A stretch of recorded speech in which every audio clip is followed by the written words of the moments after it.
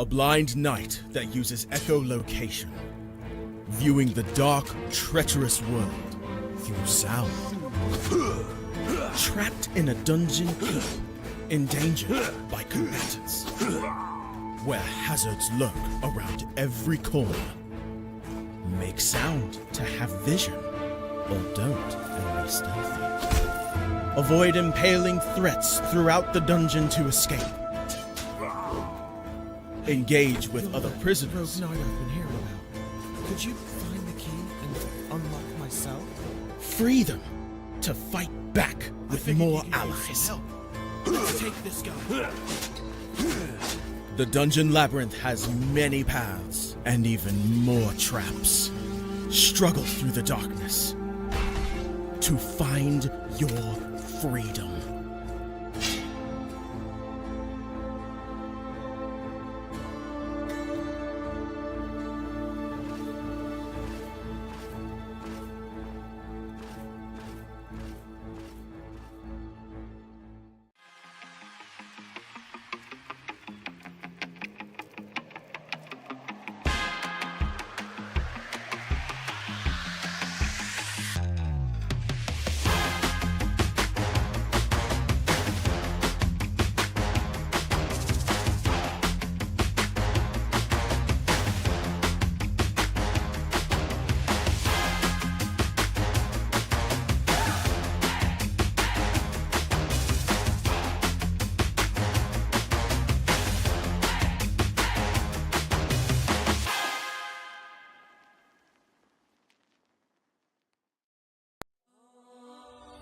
When Alex became a god, he thought he would have no problems at all. Until... He landed in the divine dimension and was tasked with protecting the entire multiverse. Am I connected to every single Alex Ambrose that ever existed? Alex could travel across dimensions, defying the laws of time and space, to help other Alexes throughout the multiverse. But then everything changed. No! Aw! I have to go back and save them. But if Alex went back to the mortal world, he would relinquish all of his power and his memories. I don't have a choice. I must go back. When Alex returned back to Earth, he goes back to being your average business tycoon millionaire, unaware that the people he cared most about are in danger. Someone help me! Yvonne, what happened? I was attacked by a monster. Alex? What's going on? Get away from him! He is my boyfriend! Who attacked Yvonne in the forest? What will Debbie do next? Who will Alex choose between the two women? Will Alex ever remember who he was before traveling into a different multiverse? To hear what happens next and whether Alex can stop the deranged monster before he strikes again, listen to the original audio drama, Insta Millionaire Returns, only on Pocket FM. Download the app now and find out.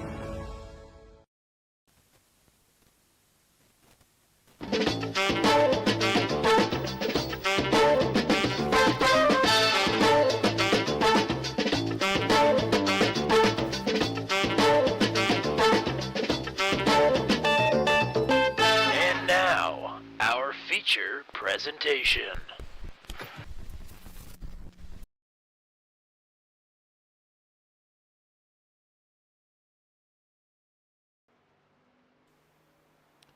Good evening to everybody out there in Turn 200 Lane. Welcome back to our coverage of the Max V CNC Home Designs Truck Series. It is round number 23. We are just 4 races away from the first ever playoffs for the Max V CNC Home Designs Truck Series. And tonight we roll back into our first repeat track on the schedule. It is the second time for Richmond Raceway to shine bright here. All the way back in round number 7 was the last time we were here, but tonight it's the 3/4 mile short track in Richmond, Virginia, once again for the Max V drivers. Hello again, everybody. My name is Tommy Cook. I'm the only one here tonight. Unfortunately, Matt Williamson is moving across the country currently, or getting prepared to. So all the best to him, because moving sucks. And the last time I had to move across town. He's crossing multiple states. Yeah, he's not having very much fun, but the end is in sight, thankfully for him. Cars on track for qualifying here at Richmond. We'll give you a look at the live timing. as we'll look for some drivers that are out on the track.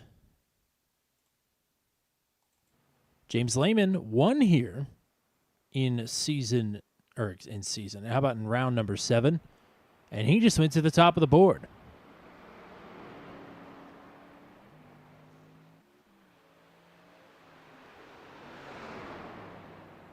And it looks like he is going to call it one and done. So Lehman with the time to beat right now. It is a 21:57. A reminder of how things shook out here last time. Of course, Lehman with the win. We had 4 lead changes and only 3 cautions here across 200 laps. And looking for much of the same here tonight. Low caution count. We'll see. Pocono last week, I would say, had more cautions than most people were expecting there to be. I think that's fair to say. But in the end, it was Charlie Widener who got his first career Max V CNC Home Design's post-revival victory. And he currently, provisionally, is 9th on the board right now. Let's take a look at the point standings after Pocono last week, after the makeup race. And not a whole lot changed other than a swap. For the first time since Justin Michael has taken over the points lead, Andrew Schulte has dropped down to 3rd. Heath Smith is now in 2nd. Of course, Schulte, I don't believe is here again tonight, unless he is going to show up late. Schulte made the announcement, despite being the points leader at the time, that he was not going to pursue another championship here this season. He and his wife are expecting a child, so he's taking time off at the end of the season, and I would say that time is about now. So no matter the fact that he is in the top 10 in the standings here, he will not compete in the championship. But still, again, congrats to Andrew and his wife on the child, or the child on the way, rather. But yeah, Justin Michael with a pretty good lead. That gap has come down quite a bit in the last few weeks. Of course, Justin Michael, I believe 3 races ago, he missed. Last couple of races haven't been stellar for Justin Michael, and Heath Smith has cut that gap from more than 80 points down to 37. So Smith is on the way up. Michael is back and forth at some of these short tracks. We'll see what he's got here tonight at Richmond. I think the man to watch, well, of course, will be James Lehman, who is still on the pole with just about 45 seconds left to go. The rest of the top 10, other than the gaps to the race leader, or the points leader, did not change. Schulte back to 3rd, Patton in 4th, made up a little bit of ground. Johnny Hamby made up a little bit of ground as well in 5th. Charlie Widener made up the most ground, of course, with the win last week at Pocono, but still well out of contention for the regular season championship. But we will reset those points after Daytona here in a couple of weeks. No activity out on track. We've got 24 drivers here tonight. Had 26 here in round number 7. It looks like it's going to rain, which would be fitting for Richmond. Of course, if you follow NASCAR in real life, they ran the rain tires for the first time on an oval here at Richmond in damp conditions. Not possible here on the sim yet. Hopefully that will be a thing soon, but it is not yet. So that will do it for qualifying here. It is time to grid up for round number 23 on the season here at Richmond Raceway. And with another pole, it's James Lehman who will lead the field to the green flag. Rob Haynes will line up on the outside pole. Heath Smith and Scott Patton then on row number 2. Patton, podium finisher last week at Pocono. Johnny Hamby, Justin Michael there on the 3rd row. Points leader starting in 6th. It's Will Kirk in the 7th starting spot with Mike Milfeld lining up to his outside. He had a crack at the win last week, and it fell through. But he'll look for a rebound tonight, starting inside the top 10. There is your winner, starting in 9th, Charlie Widener in truck number 95. Next to Greg Mall, who will round out the top 10 starters. Starting in P11, Riley Tilton in the 58 truck, next to Christopher Howell. Chris Howell in spot number 12. Always does well at these shorter tracks. Jack Watts, Brad Slagle on row number 7. Zachary Groover, Ryan McRoberts on the 8th row. Kerry Cleaver and Chris Sargent then on row number 9. And it's Wally Turheimer and Matt Burkhart on row number 10. Daniel Reese there starting in the 21st position, starting 22nd. Matt Sisler deep in the field. He'll have some work to do, but you know he's got the pace to do it. Same for Matt Montenbald, who's been absent for the last couple of weeks. 21 truck starting in 23rd. Chris Voiles back in 24th, and Michael Van will be your 25th and final starter here tonight at Richmond.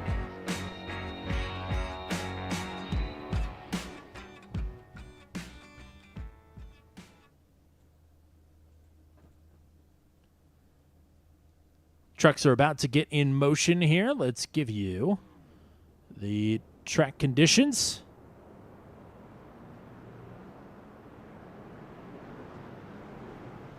Cool night in Richmond, Virginia. 71, ambient temp 73, track temp so much cloud cover. These are going to be good conditions for the drivers here as we've got a couple of pace laps. We'll say hello to some folks hanging out with us already. Hello to Michelle Kirk. There is the 9 of Will. Getting ready to start in the 8th spot. Hunter Engrav is here. It is race time. Hello to Rob Williams. Thanks for hanging out with us. And Ashton Crowder, the GOAT, is back. Yes, Justin Michael with a hefty points lead. But again, it all gets reset for the final 10 races. Anything can happen.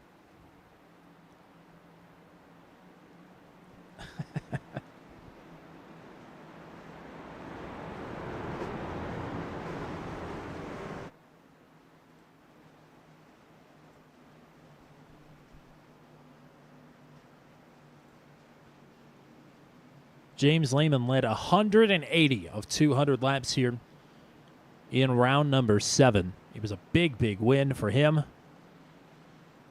His first career Max V victory post-revival and also pre-revival.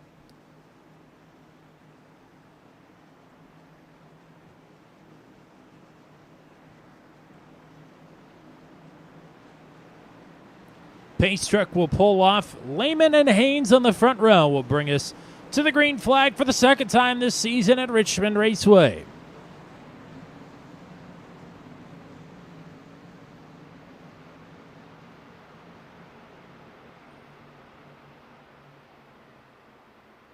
Ashton, you are more than welcome to come hang out in the booth, that is for sure. Lehman with a good jump here. Oh, and now, just like that, caution is going to fly. We have a problem in the back. Gary Cleaver has gone for a spin.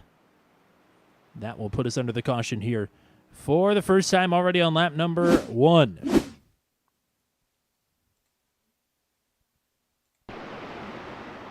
Here's Cleaver on the bottom. Cool track temps, but still cold tires. This is very much something that is in play. Luckily for Kerry and for everybody around him, they are all set to continue.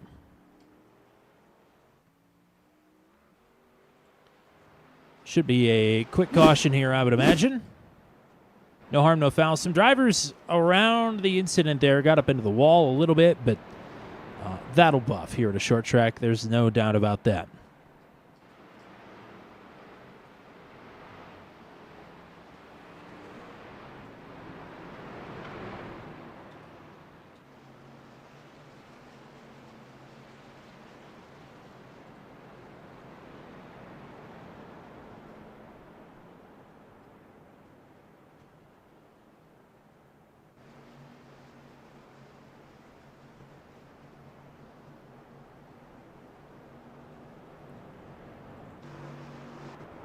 Here's Lehman up front.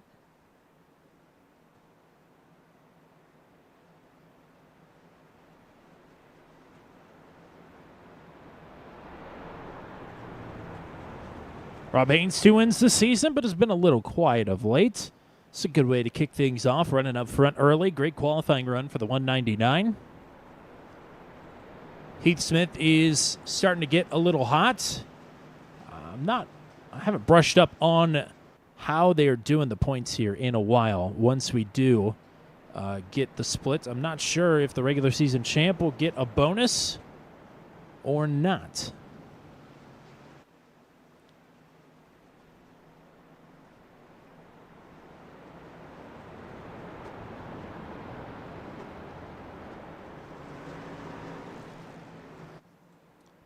But Smith is closing in on Justin Michael's lead. Little by little, Michael back there in 6th. Everybody in the top 8 is exactly where they started this race. Greg Mall and Charlie Widener swap positions. So Widener now will start on the inside of row number 5. Or, excuse me, Mall will start on the inside of row number 5. And Widener to his outside.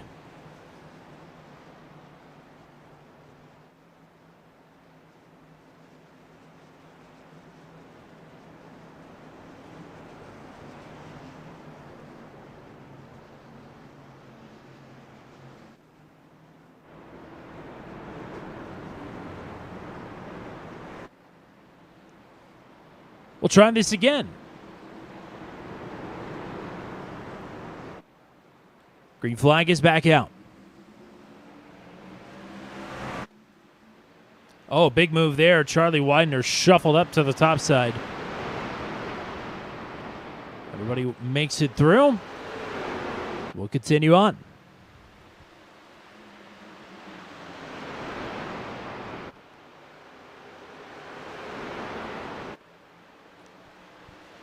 Lehman leads the first green lap here is Scott Patton ducking to the inside, looking for a move on Rob Haynes. You talk about short track drivers, Scott Patton is one of them as well. They are getting crossed up behind. Hamby got a shot, looked like from Riley Tilton.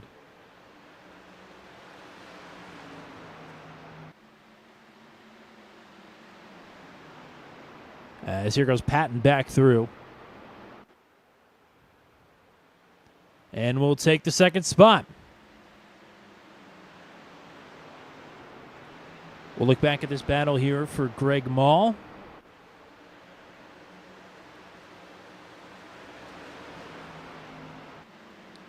And we will hot swap Ashton Crowder in as we were nearly 3 wide there for a second with Johnny Hamby and Greg Mall. Welcome in, Ashton Crowder, back to booth 200 here on a Thursday night. Good to hear from you. Well, maybe anyway. You got a copy? There you go. There we I go. Put push to talk on. All That right. works. How are we doing? Well, better now. Good to hear from you. Welcome back. I believe you were victorious here in 2023 at the Richmond Raceway. Of course, one of 10 victories that season. So you know how to work this league. You know how to work this track. Happy to have you up here in the booth. Yeah, I'm happy to be here. Obviously, this was very not even last second, negative seconds. But yeah, I'm glad to be here. It's looking exciting. Well, cool track temps here. Short track. I can't remember. It was right on the verge of this new truck being rolled out when we were here last in round number 7. But a lot less downforce on this truck recently regardless.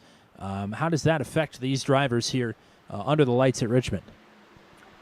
Oh, immensely. How the truck used to be with the old aero and all that, you could kind of just put it on the bottom and not really think much. It was pretty, I don't want to say brainless, that's not nice, but it was fairly straightforward. But now, with it being low down force and having to rely a lot on side force, you can really make that outside work. It's almost kind of like the next-gen car in a way. It's definitely a lot more fun. I've definitely enjoyed the trucks a lot more since they rolled out those new additions as well. And I've been enjoying the next-gen car a lot lately too, so that goes hand in hand. Yeah, the next-gen car is really nice. I'm a thorough enjoyer myself. All right. I see a lot of that. But these trucks, though, they're definitely a different beast. We got Justin Michael swinging down low to make a move here. He will complete the pass on his championship adversary, Heath Smith. So move Michael up 2 spots since the drop of the green and move Smith back 2 spots. Mike Milfeld also +2. He's closing in on his teammate here. Working lap number 16 of the big 200 here.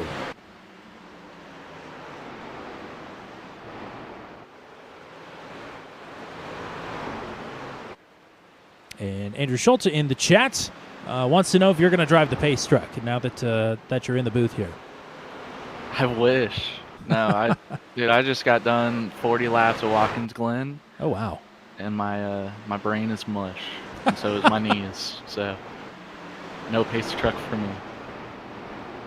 We got Widener under threat here from Will Kirk. Kirk will get it done around the outside, or at least fend off the 95. But Charlie not done.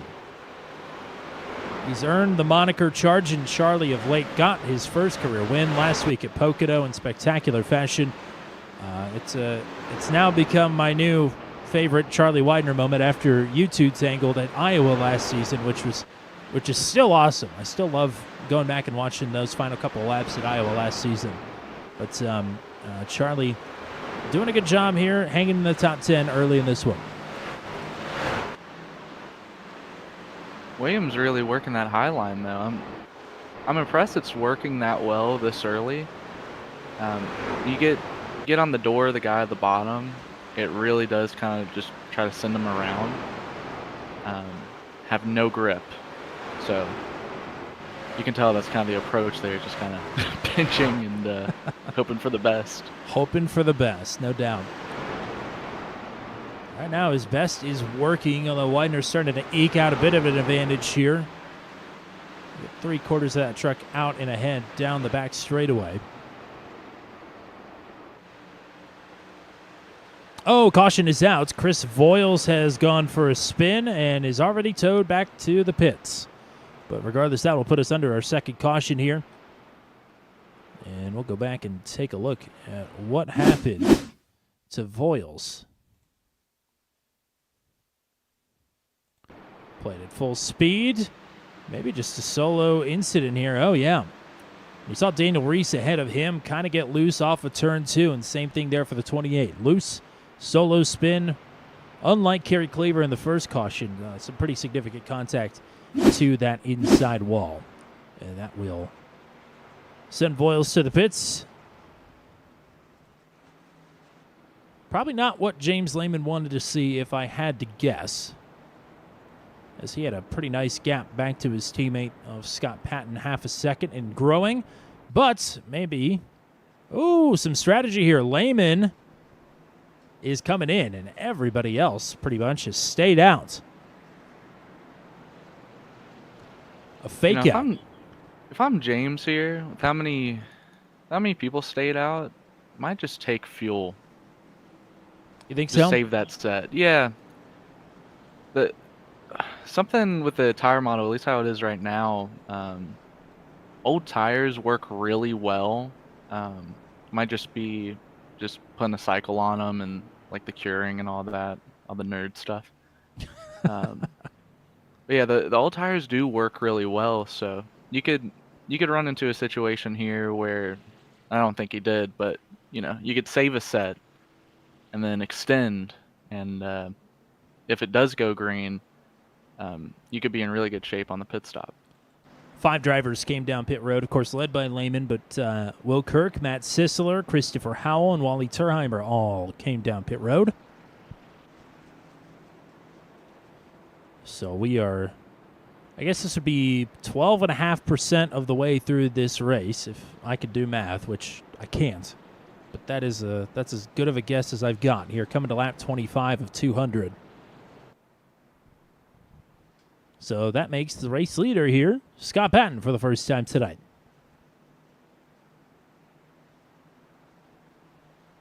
Looking for what would be a 5th win on the season for driver 46. A couple of short track wins in the mix there. Of course, one at IRP.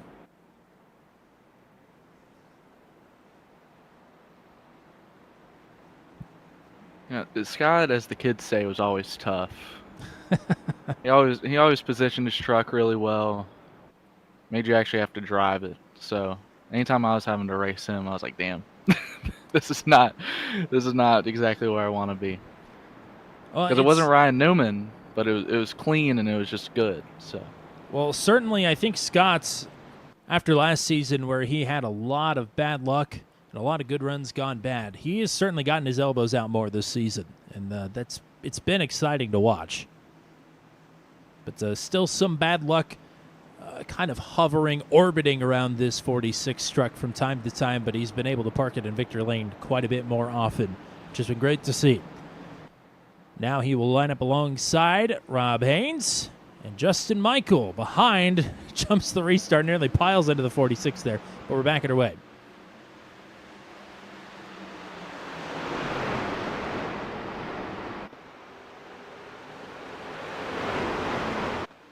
and that's the power of the outside right there. Haynes, drag race, and he will get it done. Maybe not. Nope, he will. Clears Patton. Patton now with Justin Michael jumping to the outside. Patton, oh man, got super loose there on the bottom. turn 2 in Richmond is tough. Yeah, I always found going like half throttle until you get onto the straightaway actually carries more speed than powering down. The banking transition is just deathly. So anything you can do to keep traction really helps. Well, James Lehman either had to make a save or got into the wall there out of 2. He was way down the track out of corner exit. But he's already up to 15th after making the pit stop. Single file here through the top 10 runners.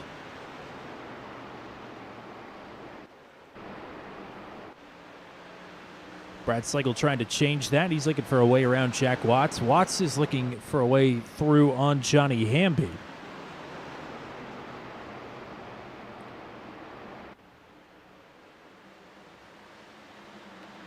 Oh, Zachary Groover. Whoa, Will Kirk way down the track there. Yeah, we are slip sliding around at the turn number 2. James is doing a great job though, just being patient. He's just wrapping the bottom. How good his tires are. Getting that straight shot off. Trying to keep it as little of an exciting time as possible. It's always fun, like having an alternate strategy though. Getting on new tires or even just being on old tires and like understanding that like you're fully in control of your race at that point. And like the empowerment, you know, that you have to execute. Certainly. Something special. Yeah. It's nice to have the confidence to go out and get what you want and to be able to do it your own way. And Lehman certainly capable of that here. And is proving that. Already up multiple positions since the drop of the green on lap 26. And going for another one here on Hamby as Rob Haynes, I think, just maybe lagged out of the session. Certainly is not showing in the lead. Up there he is. Wow. It was gone for half a lap and appears right on the front bumper of Justin Michael. That had to scare the second place runner, but Michael is now closed in.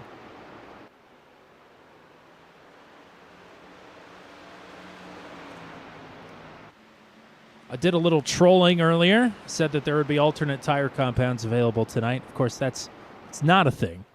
You may not need them, though, with the way these two different lines are running here, as Michael now, working the top side, goes down to the bottom and will take the lead that way. He's done it both ways now. But Michael to P1.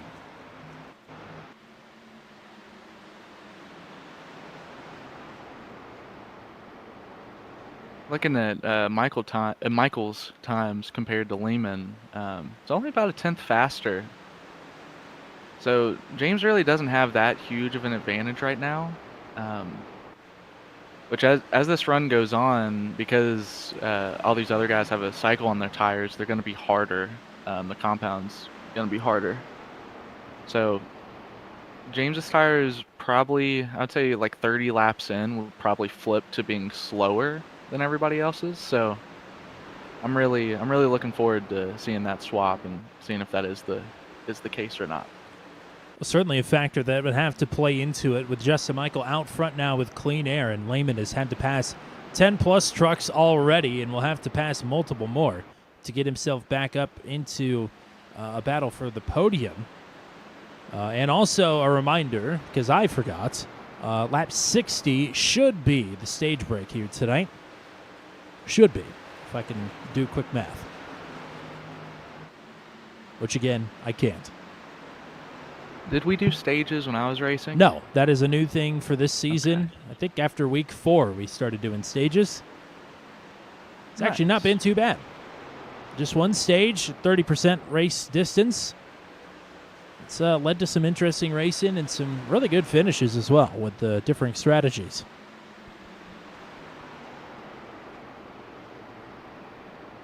That makes me kind of surprised that James didn't take 2 tires there then, because that would have been a really nice time to try that out and see what the advantage or disadvantage was.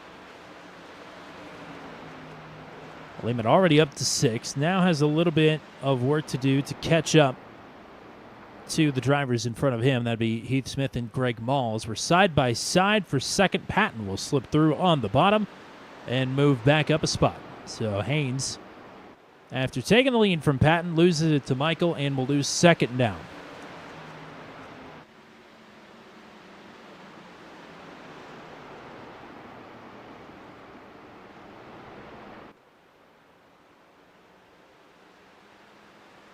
The lap before this, James was at a 22:29. You're in a 22:43 last time. And Justin was at a 22:52. Interesting. Yeah, it's only about a 10th difference. That's, for 20 laps, that's pretty significant. Big gaggle of trucks and some contact between Kirk and Charlie Widener. Kirk just barely got that thing saved by the time he made it to turn 3. That thing was tank swamping all over it.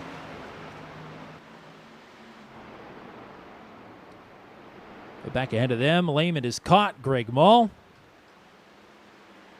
And the push continues.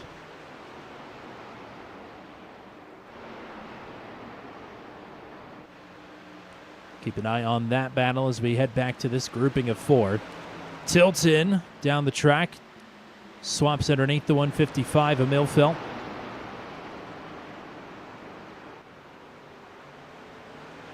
I think that was a crossover he just tried to do. I think so.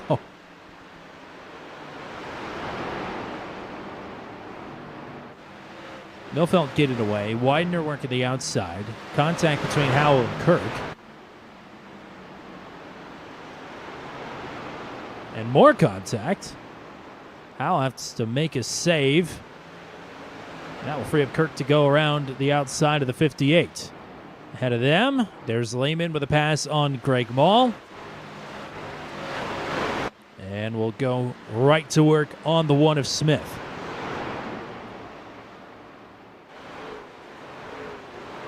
Are you surprised at all at how patient he's being right now? I would say if it weren't this track in particular, I would say yes. But this is a track he wants to win at so much. No, that's a fair call. When he buckles down, he can really get things done. It's just most of the time he's here to have fun. But tonight is not fun. Tonight is serious.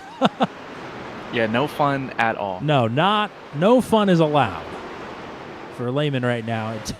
I mean, the way he's powered up through this field, I would imagine on one hand it is fun, but he is definitely focused, that's for sure. This is for third. He'll look underneath the 199. Well, if he's still looking to get a stage win, this next lap is going to be really telling. So he ran, while passing, he ran a 68. So if he wants any shot here, he's got to run like a 3, I think. Maybe near a 2. If not, old JM87 just going to be flying away. 10 laps to go in the stage. And survey says No dice. Now Justin's actually gotten faster, so that really hurts. That's a dagger, as they say. Well, Justin's nailed some coffins this season, that's for sure. He's had a couple of storm-away victories. He's had a couple taken away from him, and a couple right in the middle. I've had a couple taken away from me in my day, so I definitely know how that feels.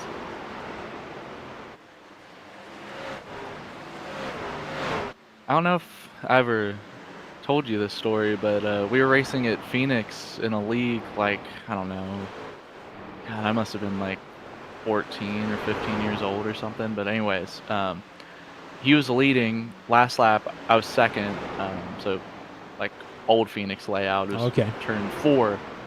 And I did like a weird little move. He was way out in front, and I was like, oh, whatever. So I like tried to slot back in behind him and just let him go. I accidentally turned him, and I won the race. And then they promptly took it away from me, and I was literally crying because I felt so bad. Yeah. So that's how much history me and Justin have.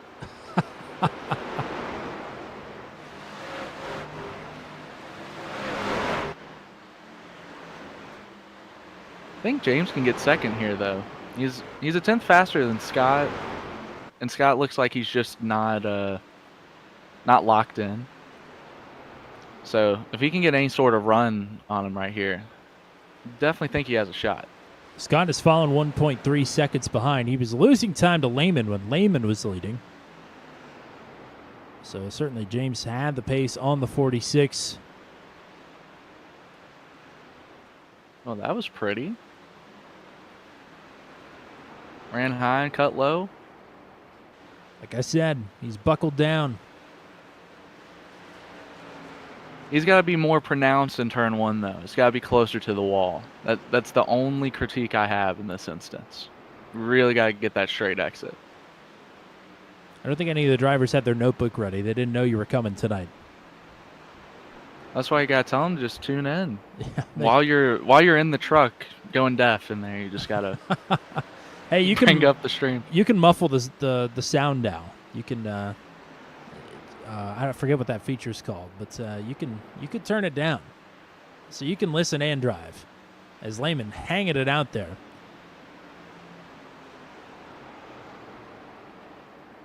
Lap traffic for Michael. I think Chris Surgeon hit the wall in front of the 87 there.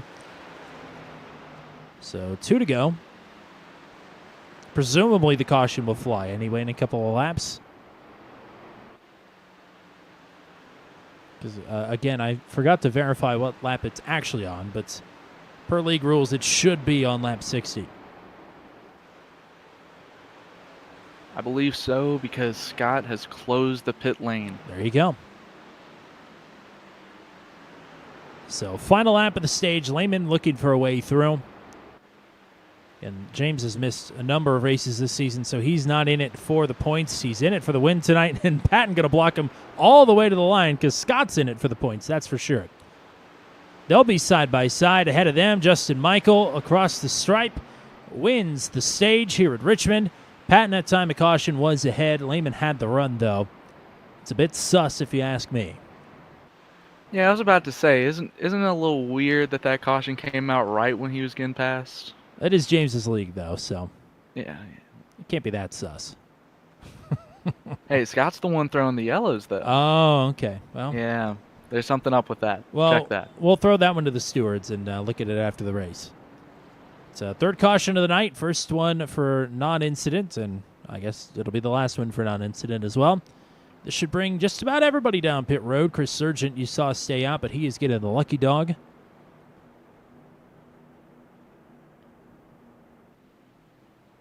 Somebody's got to take 2 here. I'm betting on it. There's You going think to be so? one person. Yeah, one person. There's got to be. Because the left side tires are too soft. Like that's the issue that you run into across the board right now. The left side tires are just like gelatin. So anything you can do to like get them harder, way beneficial. First And off, nobody took 2. Justin Michael. Nope, doesn't look like it. Dang. That's honestly really disappointing. Well, they need your crew chief. They do. And I had a strategy tonight where everybody like short pit because you could make it like 30 laps and 40 lap race, so they pit on 10. And I pit on like lap 23, and I was pretty slow because I didn't get any practice in, but it was a net gain, and I was like 0.5 a lap faster than the guys around me. So definitely got to get me on the box. It won't win you a race, but you'll do decent, hopefully. Well, you know, I call Matt Williamson the crew chief when he's up here in the booth, and don't tell him I said this, of course, but I think I'd much rather have you on the box. Oh, no doubt. Yeah, no doubt. Got too many spreadsheets to count. Got a calculator on my phone. I don't even know if Matt knows what a spreadsheet is. That's a lie, but it's funny. How would he not know? I don't know. I don't know.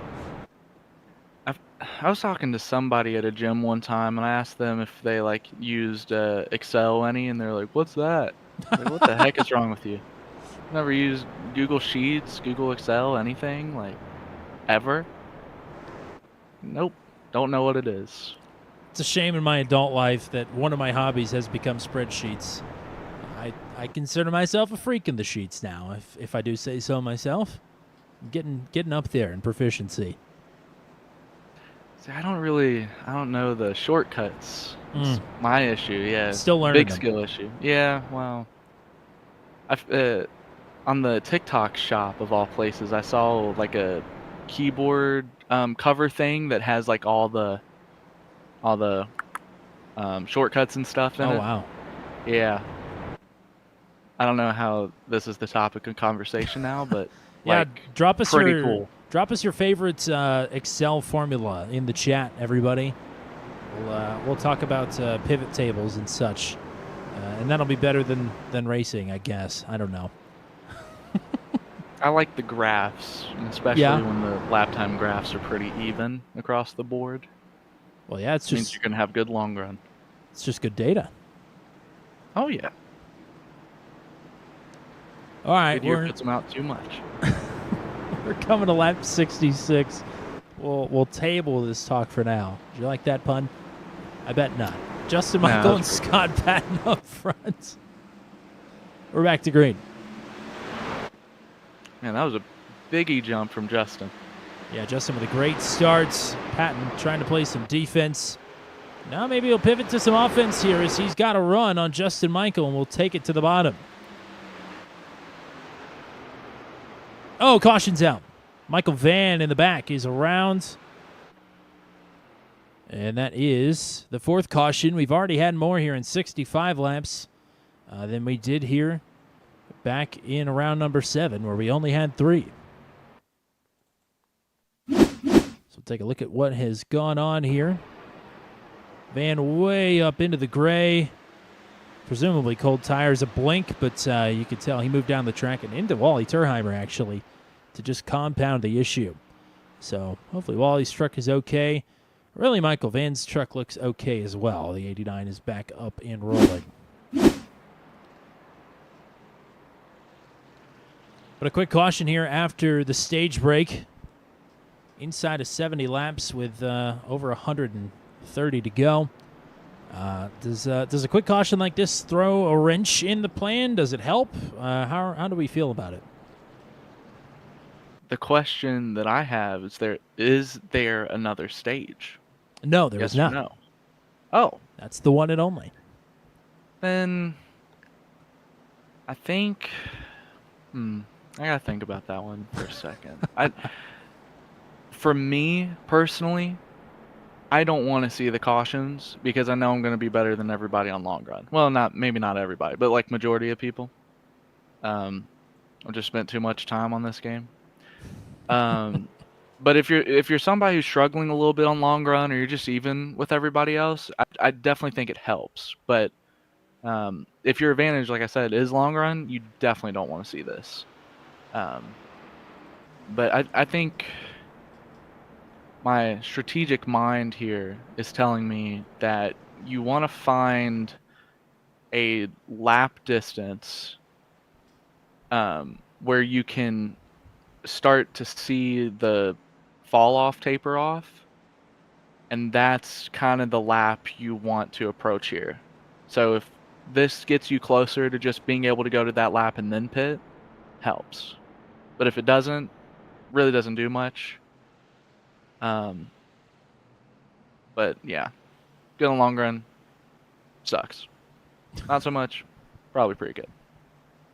And thanks to everybody once again for joining us here tonight on Turn 200. It's Tommy Cook as usual. We got the voice of the 10-time winner of the Max V CNC Home Designs Truck Series, Ashton Crowder. A late addition to the booth, but always a welcome one. I think the second time we've had you up here as color before, and way more knowledgeable than really anybody we've ever had in the booth. Way more knowledgeable than me, of course, knows the ins and out of iRacing and data and tire saving and just really racing in general. So it's always a pleasure as we've got 130 laps to go at Richmond Raceway for round 23 of the season. Yeah, thank you for saying racing in general. That Yeah, yeah, that usually doesn't get included much. It's usually just e-racing. Nothing else. it It's helps just the to computer. it helps to have a grasp on how to race when you go and actually watch racing. And I wouldn't even include myself in that category.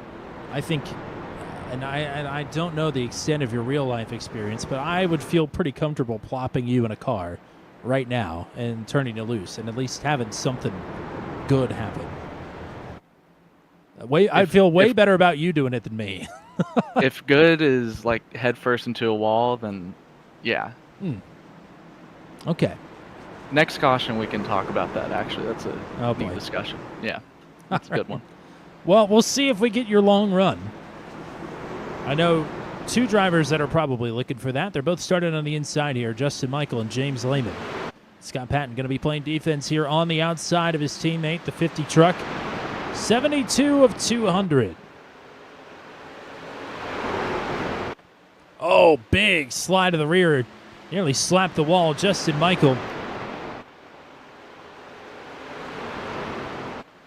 And we've seen at some venues, Justin Michael has a tendency to overwork the rear tires and get himself loose and spun.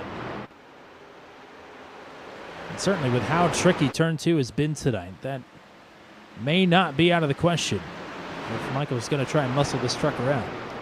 Still battling side by side for second. Lehman cannot sneak through here on Patton. They'll dive it way down to the inside here. Out breaks the 46. And now some headway. Crash in the back. Oh, Oh, no. problems in the back. Caution is out. Matt Montembault around. And another quickie here. That's already caution number 5.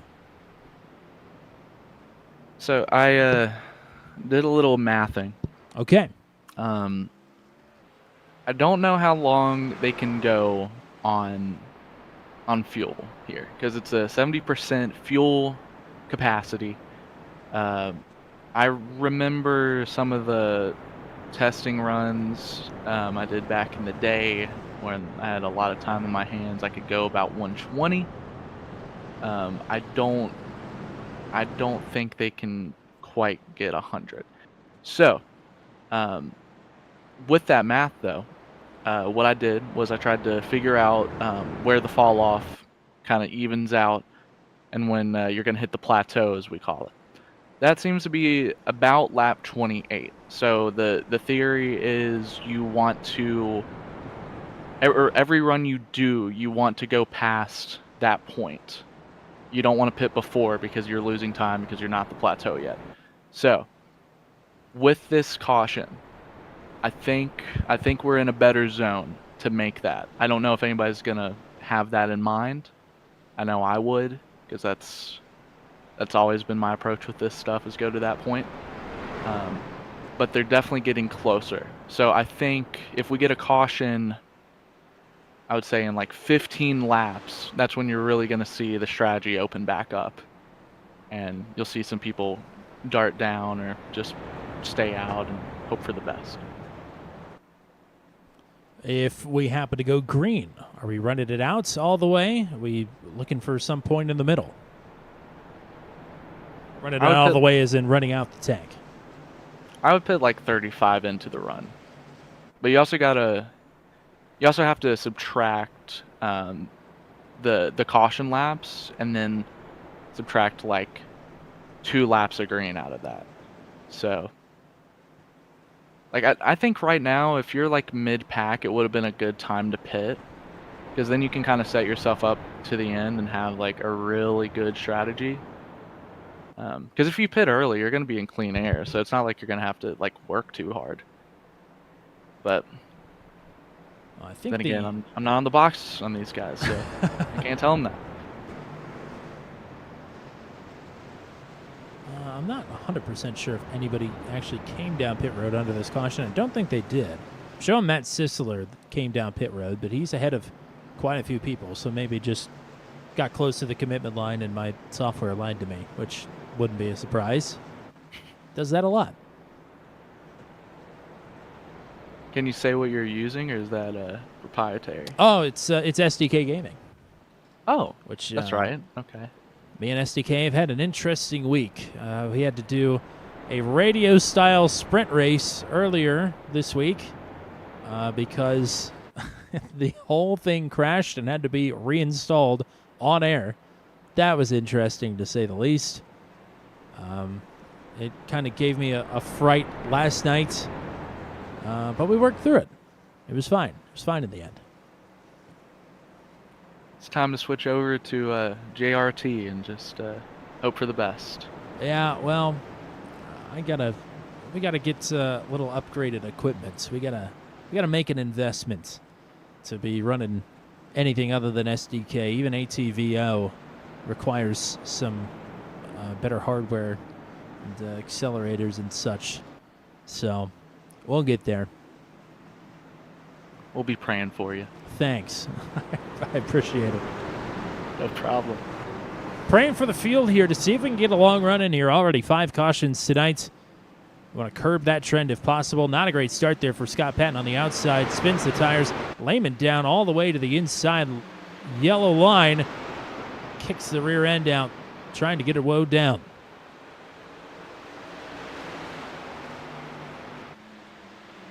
Michael up to block, back down, arcs the corner, so nice. And he's got the clean air here on lap 81.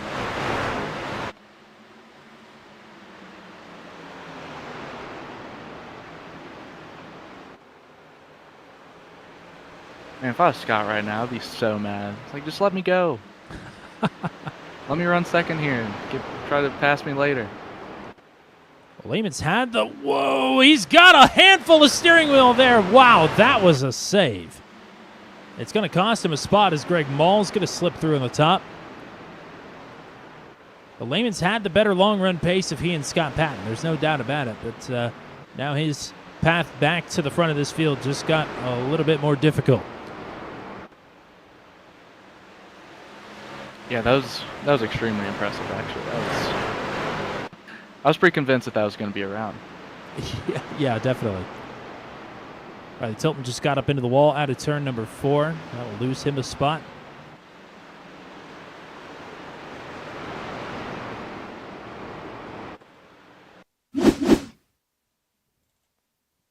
Look at that save. Incredible stuff.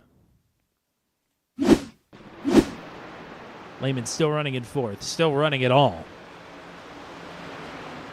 Although if you're going to have a moment like that and spin it out, I'd much rather do it on the front stretch than the back stretch. A little bit more room to plan for an escape. Honestly, having that moment's kind of set him up in a good position, because now he doesn't really have to battle. You know, he can just save. Like, hey, man, let me just wrap this bottom. Get out of my way. Set him up for the long run. Keeping his distance from the front right now. Half a second between Michael and Patton. Their times are fairly close together, but of course Michael still pulling away. Greg Mall running in the 3rd spot. He got a win at Martinsville earlier this season. I don't think it's quite been the season he's been looking for, though. He's only 10th in the standings entering tonight. But he's also missed a few races as well.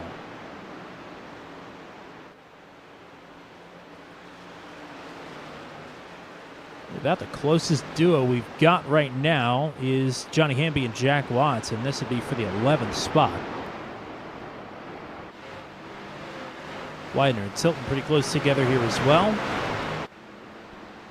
Charging Charlie in P9, right where he started this one.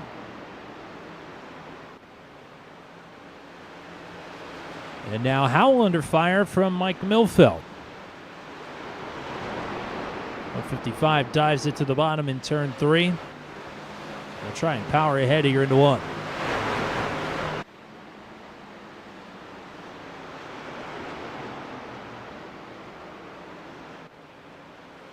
honestly pretty surprised. Pretty surprised these guys are trying to pass low. I feel like, wow. Okay. Yeah, big moment there. Yeah, I feel like at some point you just kind of got to see, like, yeah, you can get there, but you can't. It's really hard to make the pass and not ruin your tires. Like, Yeah, you almost that was- want to, just figure out, like, how can I get the run off the top? Like, what do I got to do to get that done? That was case in point right there. That's the second time we've seen that on this green flag run. Not the most extreme case of it, as Tilton trying to find your line up top there, and looks like maybe made a bit of contact with the wall into one. Yeah, Whoa! Charlie Widener saves it. Oh, not going to save that one, though. Turned around by the 58. Caution is back out. Contact for Johnny Hamby as well. A couple of drivers have to kick a field goal up the front stretch. And there's caution number 6. Well, I was about to say, look how big of a run Riley is getting doing that. So I think that was probably showed his hand to quite a few people. It was definitely a big run. As the tailgate of Charlie Widener will tell you here. Let's go take a look at that incident, and we'll back it up just a bit and let it play out in full speed here.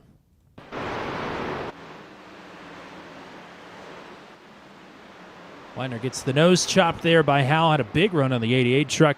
Has to save it. Big speed differential. I think Riley trying to take it to the outside, but didn't quite make that move in time.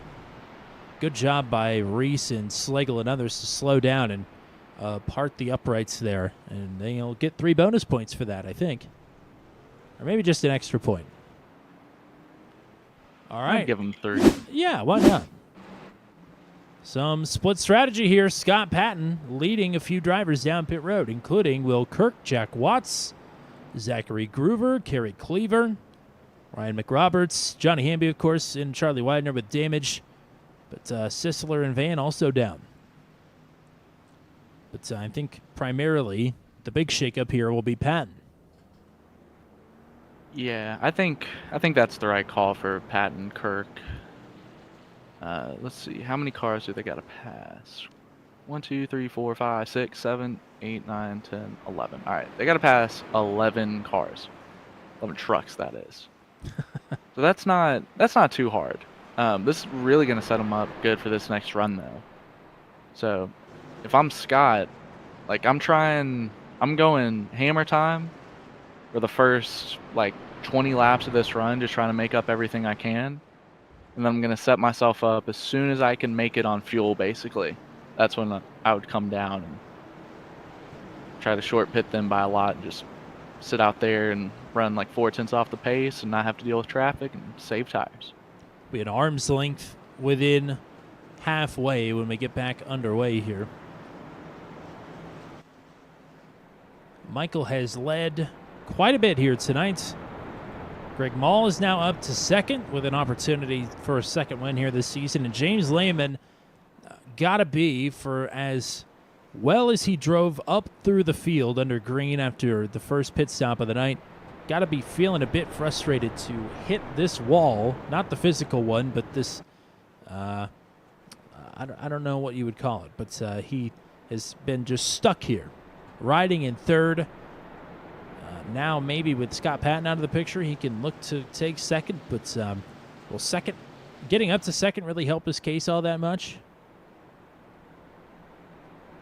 Yeah, I think so. I feel like the track position's so important. You can't really want anything else. Greg definitely isn't the fastest. I don't know how to say that like nicely. He's not gonna pull away from James here, I don't think. What I'm trying to say. So if you don't get Greg off the jump here, like I feel like you kind of just want to sit back and almost like not really ride, but I mean you don't have to jump him. Like, you can kind of just plan it out for the rest of the run. Lie and wait. Yeah, exactly. Yeah, and just wait for pit road. But like, if James feels like he's really good, he can definitely attempt to put together a good run, but it's not really necessary right now. I think James is definitely feeling himself, even if he is feeling a bit frustrated by the lack of long runs after the stage break here.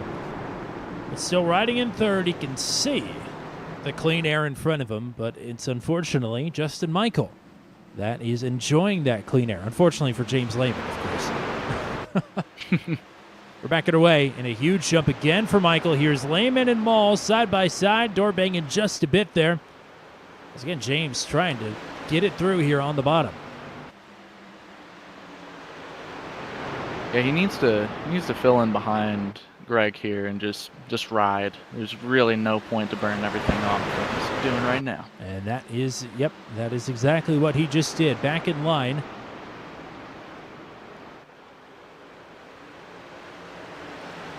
Scott Patton, P6 already.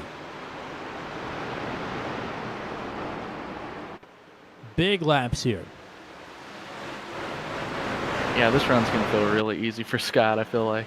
I think so. I'm sure he's probably hoping for that yellow laundry to stay put away.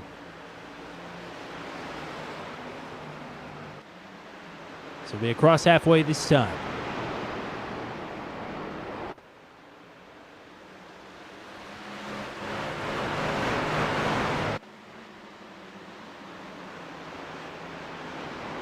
Gary Cleaver just made a heck of a save in 3 and 4.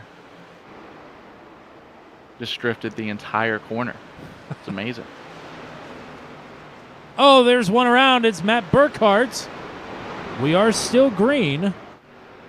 He's back rolling. I believe he hit the inside wall, however. But we're still green. That is good news for Scott Patton, who is already challenging for a podium position on James Lehman. Got to be feeling like Superman, to your point. Patton has just flown through the field. About to say he can try to run high here and get a run down low and just ship it. That's exactly what he's going to try to do. Good momentum, has a peak here to the inside. He'll dive it deep. Lehman trying to pinch. Just a Scotia contact between the two, and Patton is now here. A deeper lunge now into turn number 1, and Patton is through. Too easy.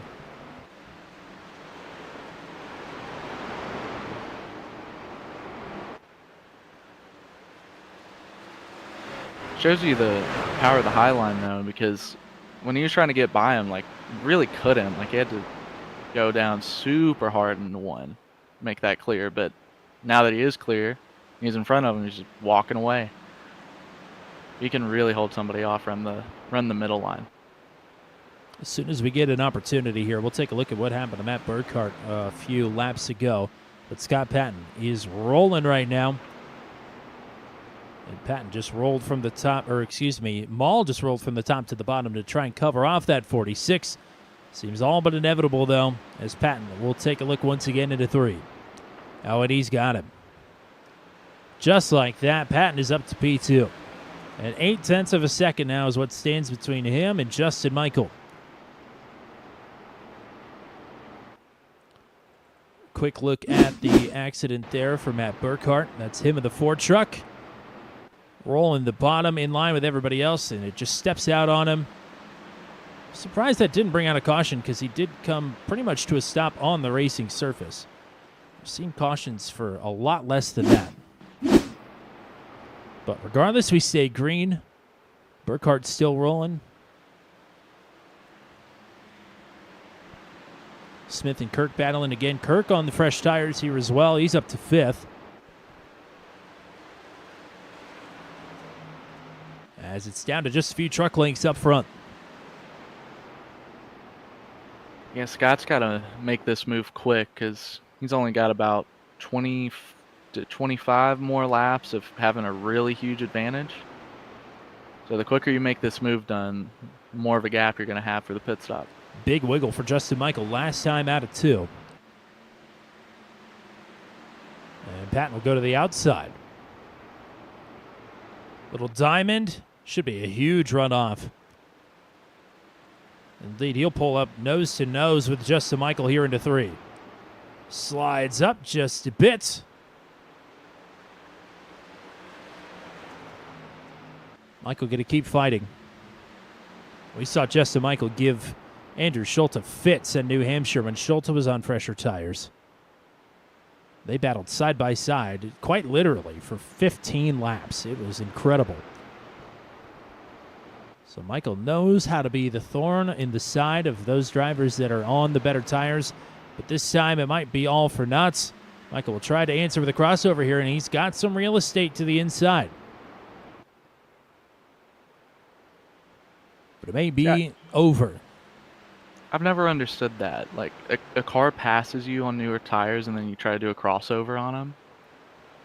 Yeah. It's a losing battle. Because that must have cost Michael like a tenth. Optimism is powerful. Yeah. It's a good point. And you never I don't have know. very much of it, Oh, well. sadly. I don't know if I do either, but I can observe it at least. Kirk is now stuck behind James Lehman here. Lehman running in 4th.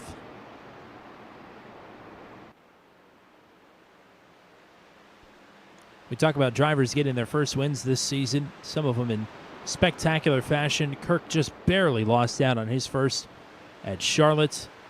I think we keep crossing drivers off that list, and eventually it's got to be Kirk's turn.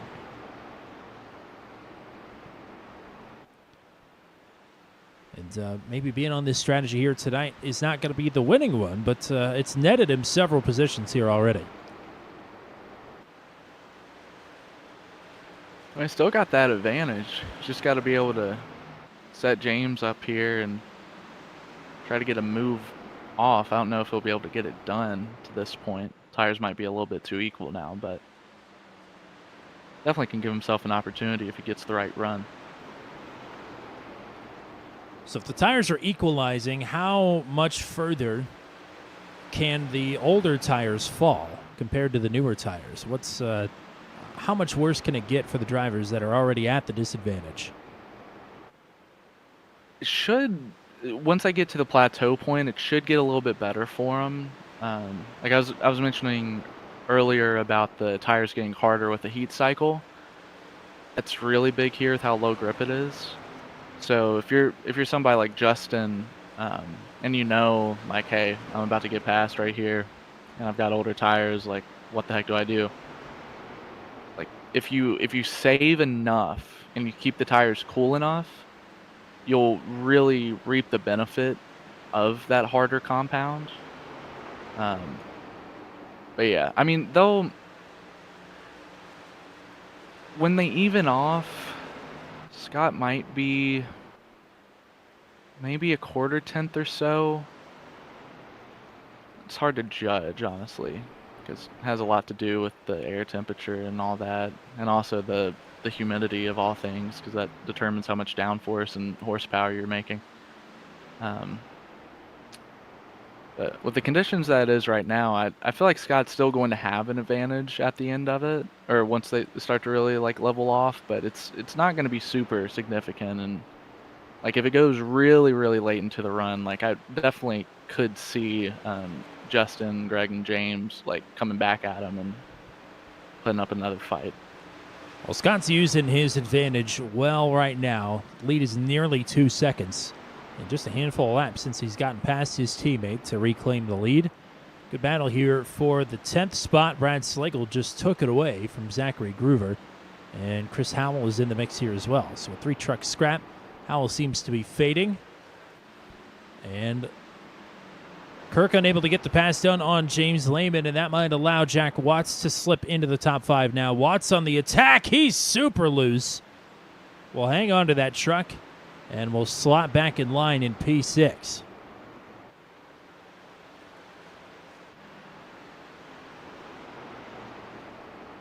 Ryan McRoberts with a big dive there into turn number 3. This is the battle for 14th. But Tilton working the outside to some success to this point.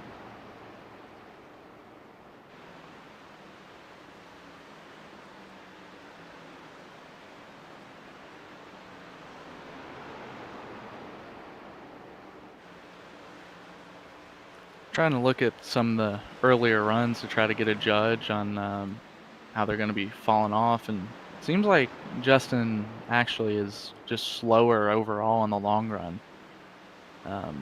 It's not going to be, it's not too significant, but it is enough to make it a little bit worrying. Probably about, seems like half a tenth off what could be done around like lap 35 or so. That's definitely going to be something to look out for. Daniel Reese has just come down pit road.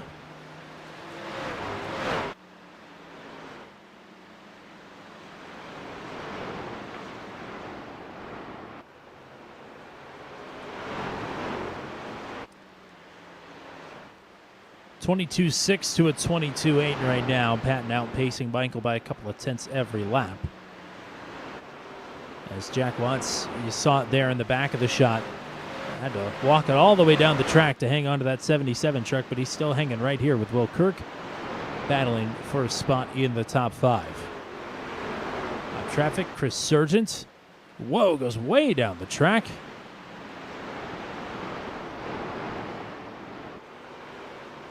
Sargent picked up a top 10 last week at Pocono and all the calamity there on the final lap.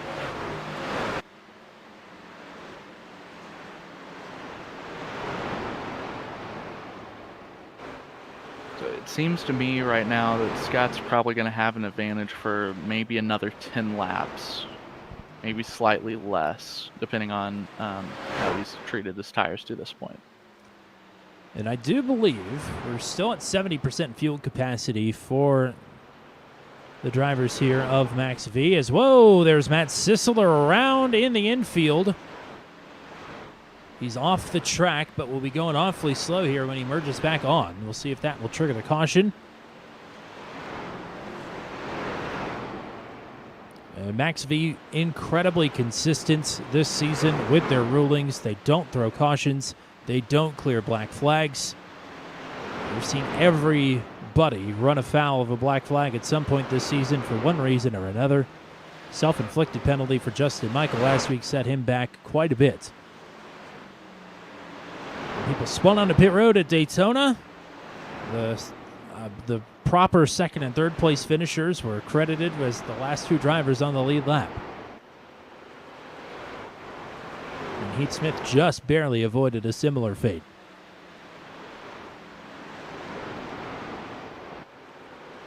So all that to say, no caution for that. We will take a look at how that came to be, however. I would imagine, yep. Really the first time we've seen a solo truck spin like that off of turn number 4. We've seen it when drivers are battling or trying to advance position on the bottom. But that was Sisseler all by his lonesome. Getting loose and collecting it in the grass. Lehman scraping the wall out of turn 4. Suboptimal. Yeah, definitely want to avoid that. We're settling in. I would imagine this is definitely at least the second longest run of the night, if not the longest. Patton playing an alternate strategy, has played it to perfection. For those drivers that did not come down under the last caution, what are they eyeing here for their pit lap? Honestly, I have no clue. to be honest with you, I wish I knew how long they could go on fuel. That would open up a lot for me here. I also wish that. I'm normally the one to do the work on that, but I couldn't do it tonight because I was the one streaming. That's fair enough. I mean, I would see about 60 to go. I would say would be a fair mark, but I mean, really, when you're dealing with strategies like this, like you gotta base it off of your delta to the other cars. And a lot of that has to do with like, okay, so for example, it's the best way for me to think of it in my head. You see what Scott's running right now. Like, he's in traffic, and that's okay. But he's running a 22.85. Justin is running a 22.90. Justin is not in traffic. So with how it's standing right now, Scott is always going to pull away. Okay, he's passing a car here, so they're passing a truck. So this next lap, one after this one, will be really representative. But how it stands right now, he's always going to pull away. If you're Justin, you want to see that, and you want to go, all right, he's having a lasting advantage to this point. What do I have to do to counter it? For Justin to counter it, he's got to pit a little bit earlier. But for Scott, the best case scenario here is that Justin doesn't pit, because he's always going to have that advantage. And if you're Scott, in order to make the most out of the lap time that you have, you want to stay out until your lap times reach what Justin's were at. So even if, like, Justin pits right now, let's say, if Scott's never hitting, see, Justin's at like an 0 and 9.5, somewhere around there. If Scott never hits a 9.5, you just don't pit until you absolutely have to. So, like, run out of fuel or what have you. Because you have that lasting advantage the entire run. Hopefully that made sense. Made sense in my head. Absolutely does make sense. And while that was being described so wonderfully, we have seen a couple of drivers, I would say, that move the needle. Although I would imagine Justin Michael's race is not with Greg Ball. Greg Ball maybe thinking his race is with Justin Michael. He is pit. Jack Watts is coming down pit road, and James Lehman just hit pit road now as well. Heath Smith as well. So these are all drivers that are fighting inside the top 5 that have come down pit road. Mike Milfelt, Matt Sisler have also been on and off pit road, and I believe Chris Howell has as well. This just isn't going to work into their advantage, though. That's the problem. Once you start to figure out that you're not going to have like a plateau point that's equal, that's when you have to pull the trigger and come in. So in my mind, like, obviously I don't think any of these guys have like real like crew chiefs, so it's hard to like get that information and digest it. As a caution is out. Disappointing. And I don't know where. I didn't get a notification of anything. Are you seeing anything out on track? I'm trying my best, and I don't see anything right now.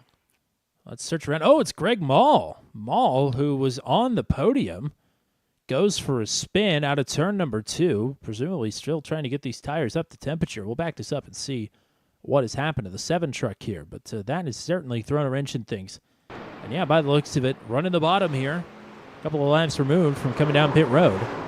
And he goes for a spin, just hit to the inside wall there with the left front tire, and that will put us under the caution here for, I believe, the 7th time. Yeah, that was what we call trying really hard. Well, that has changed the dynamic up front. There's no doubt about that. Now, the strategy to get Patton to the front has worked, but it's now going to allow Justin Michael to restart right next to him, presumably anyway, as long as nothing crazy happens here on this pit stop. Right side's up for the 2 leaders. Left side's up for the 2 leaders. So 4 tire stops for Patton and Michael. Jack drops. They are both away. They win the race off pit road.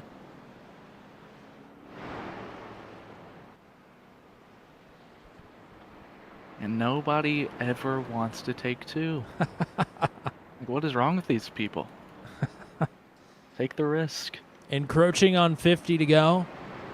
Right side tire only stops. Haven't seen one yet. Imagine we got 4 sets of tires. maybe late in this run. Well, first of all, if another caution comes out with, say, 20 to go, 15 to go, 10 to go, are you coming back down pit road to get tires? I think it depends on where you're at in the field. If you're the leader, I'd probably just stay out and run the top. Because, I mean, Scott had a significant advantage there, and it was pretty difficult for him to pass. He just did a really good job at doing it.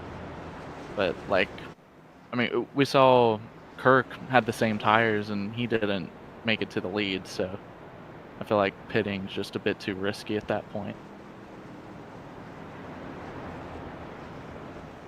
All these drivers in front of Scott Patton here should be wave rounds. Lehman, Milfelt, Ball, Watts, Smith, Montalbalt, Burkhart. Actually, Burkhart is at the tail end of the line here. So, Matt Sisler in the chat. Yeah, I would imagine.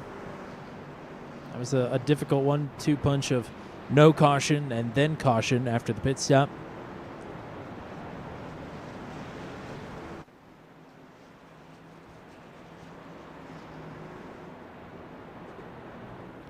Well, now we get to see, with Patton in control, if he is the better heads-up driver here on equal equipment with Justin Michael. At least from that last run, it definitely seemed like it. Comparing to the runs that they had earlier in the race that went fairly long, Patton just keeps his rears on really well. Like, you can see Justin kind of struggles, starts to wheel spin a little bit, and his exits aren't super straight. Scott really points it on exit, and he, doesn't wheel spin at all. It's pretty remarkable. It's just allowing him to carry speed over the run for longer. So this caution has mixed the lineup for sure. Patton and Michael up front, not a surprise. Will Kirk now is in third. Brad Slagle will line up on the outside. McRoberts and Groover on row 3. Cleaver, Widener, Terheimer, Lehman the top 10. Good jump up front for Patton. He leads. Kirk will go for it on the inside of Justin Michael here for spot number 2. Whoa, Kirk! No! Around and into the inside wall. Green is still out. Nope, there's the caution. Oh, man.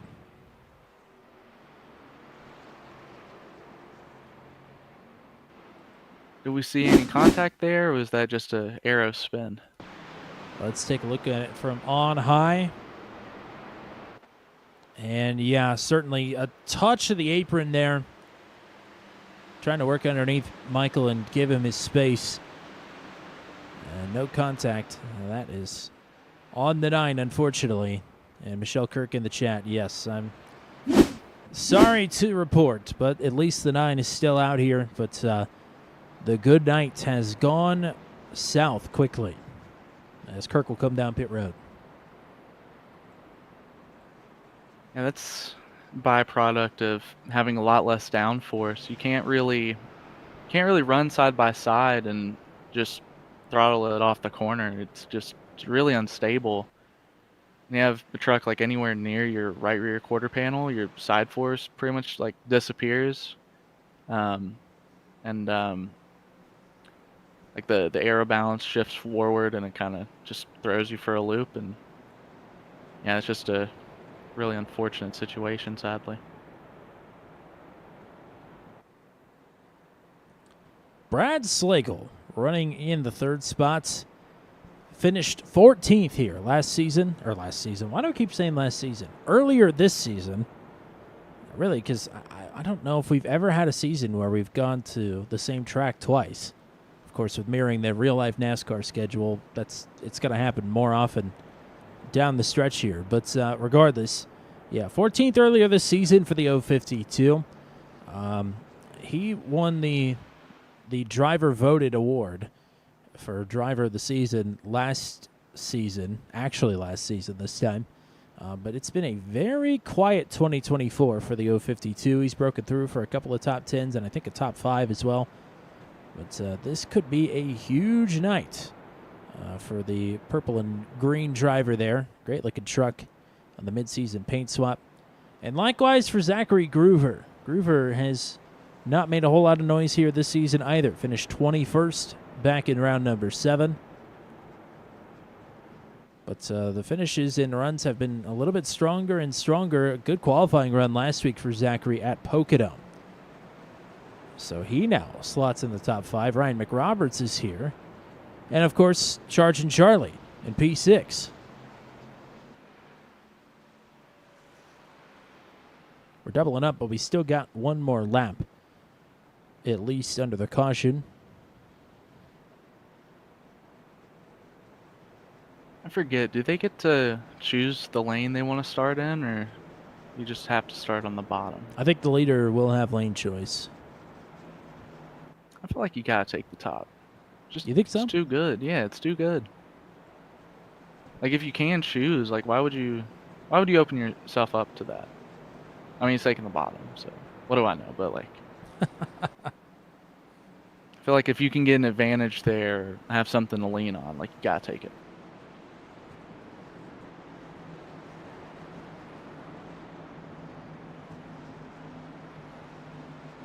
Working our 8th caution of the night. Here's the 2 things that I know, is that I love these boys. I want to go watch some sprint car racing at Knoxville. There's thought number 1. Thought number 2, since I'm normally not the streamer, I just get to talk, and Matt Williamson makes me look and sound pretty. My mute button for my microphone is very, very close to the end stream button, and I almost just hit it. So almost didn't get to see the finish of this race, as boy, Justin Michael did not get a good start there on the outside. Back it away. Oh, and that is going to result in a huge pileup. Lehman around and will tag others. And it's still ugly. Holy cow. Brad Slagle might be able to restart in second after whatever just happened up front. It puts us under caution for the 9th time. Seemed to me that was all from Justin messing up the restart and kind of checking everybody up, because they see the leader go and then they're like, oh no, the leader went and I'm not going. So they just check up and do the accordion deal. And there was a pretty big gap in line behind. So Mike Milfelt was laying about half a truck back, tried to get it going. Of course, they were checking up in front of him when they were pretty packed in. Oh, contact from Milfelt down into Turheimer. It sends Lehman up the track. And it's on from there. We'll back this up and try and slow this down as well, instead of trying to blast through it here at full speed. We'll give it the full Matt Williamson treatment. yeah, it looks like the initial jump was Justin. He went. So Zachary was like, all right, I'm going too. And then, I mean, Justin just hit the brakes, obviously, because he didn't want to get a black flag. At the same time, Widener was like, oh yeah, this is me. And then he checks up again, and Wally checks up. And Milfelt's probably like flat out at this point. And that's where that contact comes from. Boy, Kirk barely snuck through there. Haynes barely snuck through there. Matt Montenbalt, Matt Sisler, Michael Van. Big damage for them. Lehman with damage. I think a couple of drivers are going to be out of the race after this one. That was an interesting one after a poor start there from not just Justin Michael, but everybody on the outside line there to not compensate for the checkup. It leads to the big one of the night. Hopefully that's the big one, at least. I shudder to think of it getting any bigger than that. It would have to be catastrophic for it to be too much bigger. Wasn't I don't know if I should comment on this, but wasn't that bumper flying off pretty cool looking? Oh, yeah. Yeah. Went straight into the catch fence. That was cool. I would think that I think that was Wally Turheimer's bumper.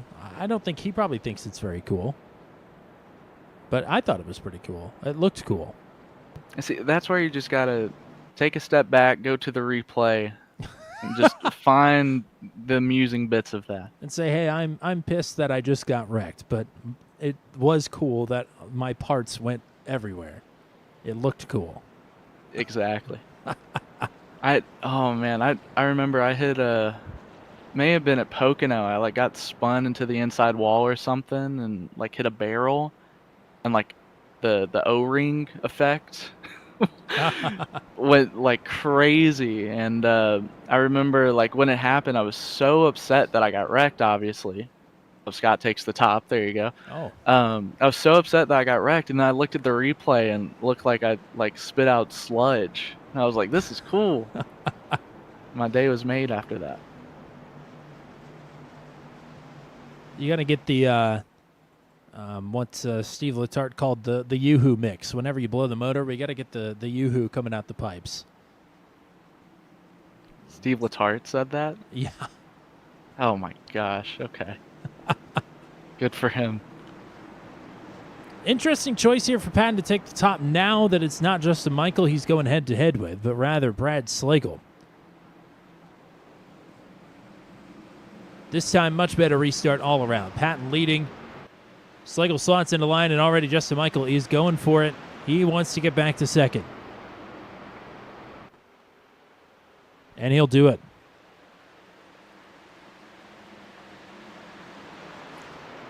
Oh, some roughhousing in the back. Kerry Cleaver down the track. A couple others around. Caution is back out, and that is another ugly one. Boy, they are roughhousing back here. Sisler, I'm sure he's about fed up at this point. Didn't get the worst of it last time, but may have there. And I think that puts us into double digits. Wow. Let's go back and take a look at where it all went wrong. First one I see is Christopher Howell. They were bumping and banging all the way down the backstretch here. Unrelated, the 199 of Rob Haynes is going for a spin. That may have been what triggered the caution, but they were certainly wrecking. That's Burkhart and Watts. Watts getting loose, Burkhart piling in, and then they all just go scattering behind. Terheimer, Howell, Sisler, Reese. Got a Rule 1 on the top wall there. Do want to give Greg Mall a shout out though. It was in 2. There's a chance for him to wreck like 5 people, and he made a great move and backed out and avoided that whole thing. So that was really heads up on him. And I just want to make sure that he got a shout out for that, because that was really nice of him. Let's play Greg Mall here.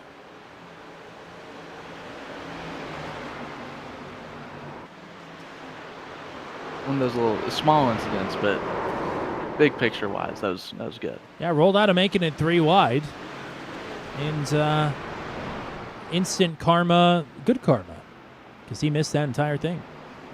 Exactly, yeah. Gets right through. Now he's in a good spot. Same thing with William Kirk too, honestly. I feel like him spinning saved him from getting wrecked on the, not that restart, but the one before that. So we're back to the live. Pretty much everybody that is down pit road is either damaged from this crash or damaged from the last crash. Nobody from the front. So as nice as that restart was, I'm sure, for Scott Patton to get a clean getaway, all of a sudden, he's got to contend with Justin Michael again.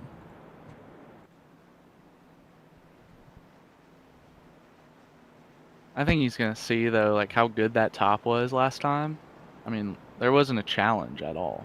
So there's no doubt in my mind he takes the top again and just says, hey, Justin, you're in for a rough one here, buddy, and just fly away.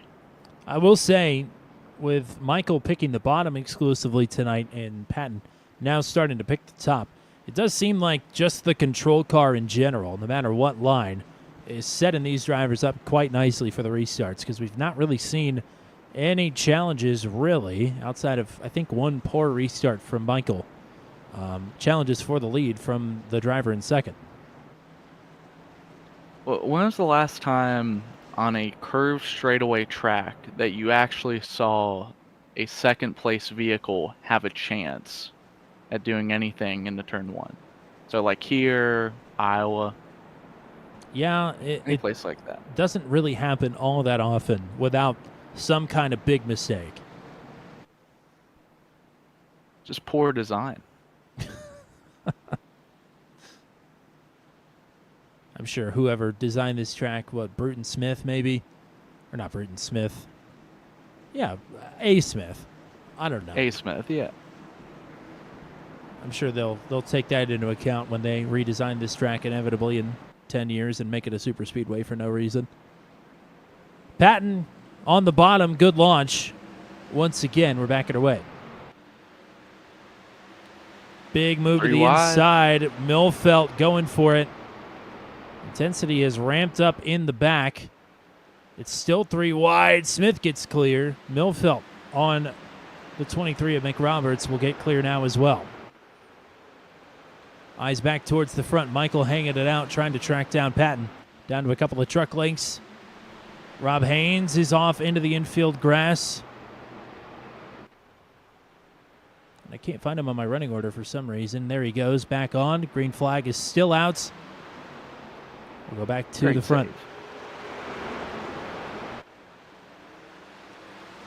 And what a move on the restart by Millfelt, though. Took it 3 wide, made stick. No contact. Yes, indeed. It's got him up to 7th. Sliggle! Whoa! Maybe some contact there with the 40 of Zachary Groover, and Groover is parked there on the inside wall. And he backs it back out onto the track, and that will trigger a caution. Sliggle had a big run, and I couldn't tell from the angle that we were on whether he made contact with Groover or Groover, like we've seen so many times here tonight, just got loose off of 2. Yeah, no contact there. He definitely just got loose, but I think it's important to note that Brad was on his left rear. So that could have really made him upset, and already being a tough turn too, that's probably not the best situation you want to be in. And like there was an oil slick there. Wally Turheimer spun out, and gosh, who was it that's clobbered an ambulance or one of the Speedy Dry trucks here? Oh my gosh, yeah, it was that wasn't Ryan Priest, was it? Maybe. For some reason I was thinking it was the 95, the Levine family car. Yeah. No, I think you're right. But I don't remember who was driving, if it would have been McDowell at that point or Bell or De Benedetto. Not sure. But that's kind of what that reminded me of. Just not the place you want to be, trying to thread the needle between a rock and a hard place.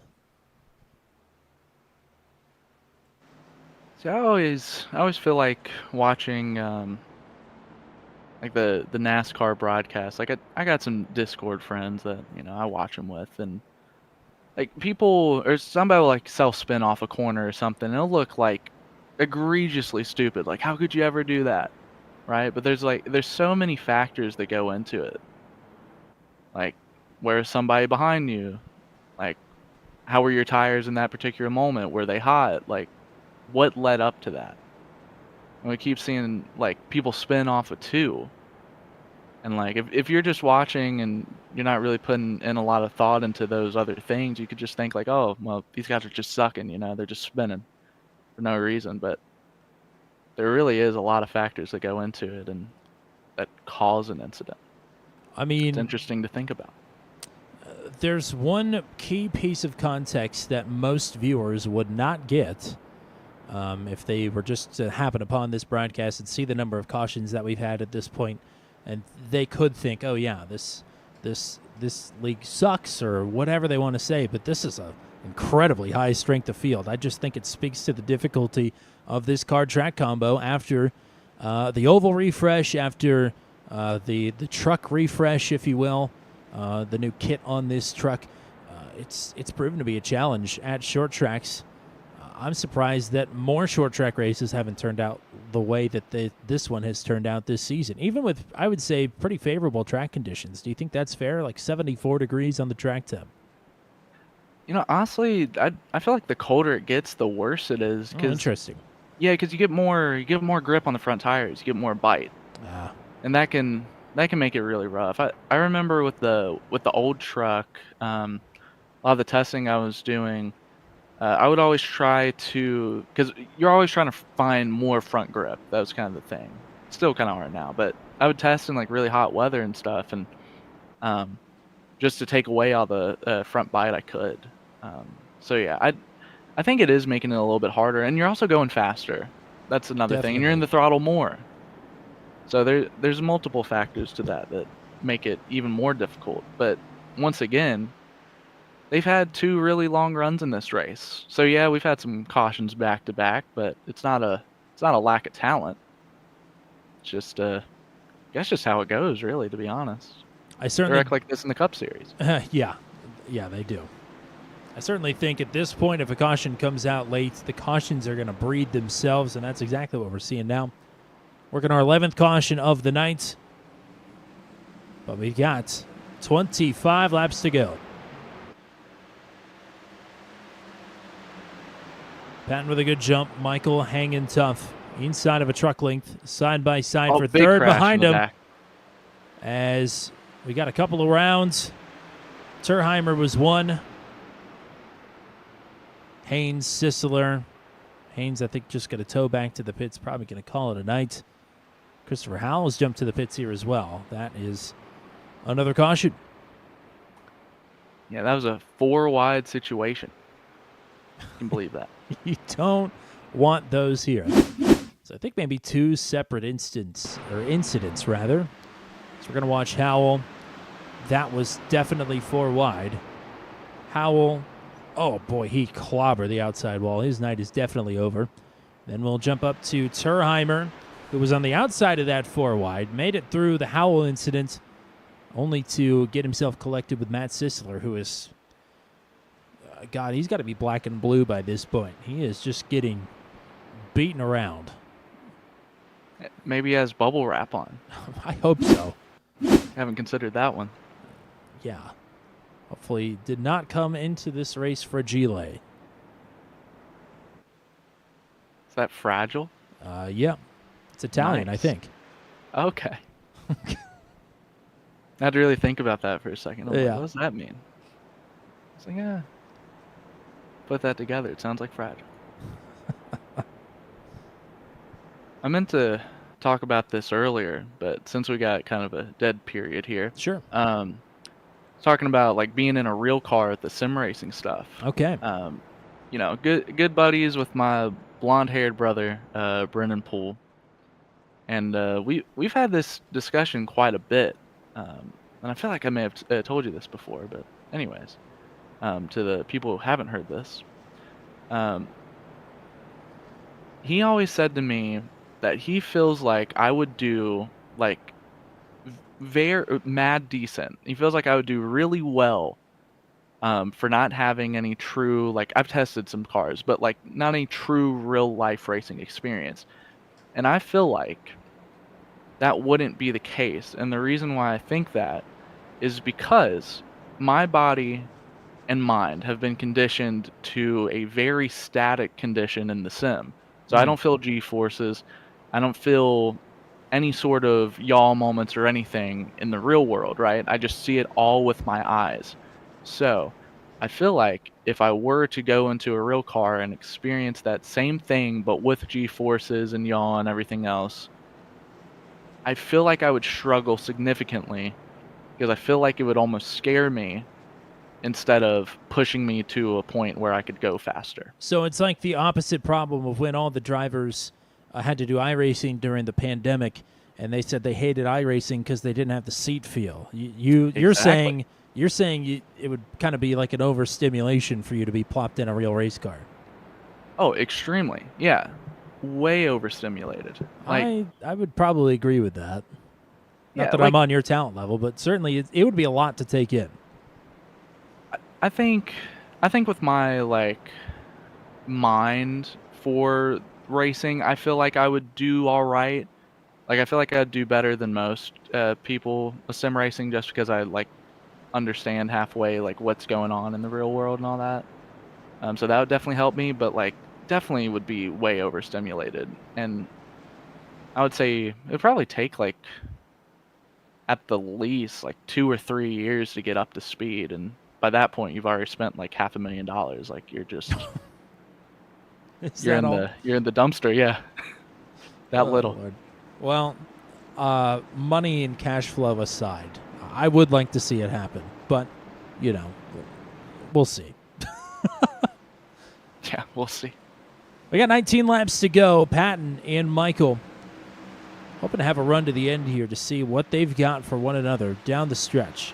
Brad Slagle still hanging here in third. Charlie Widener is going side by side with him. Michael tried to diamond there through 1 and 2. As they're crashing again. Caution is out. Kerry Cleaver, Ryan McRoberts. Boy, some of these drivers are. I'm surprised these trucks are holding up, because a few of these drivers have been through the ringer here.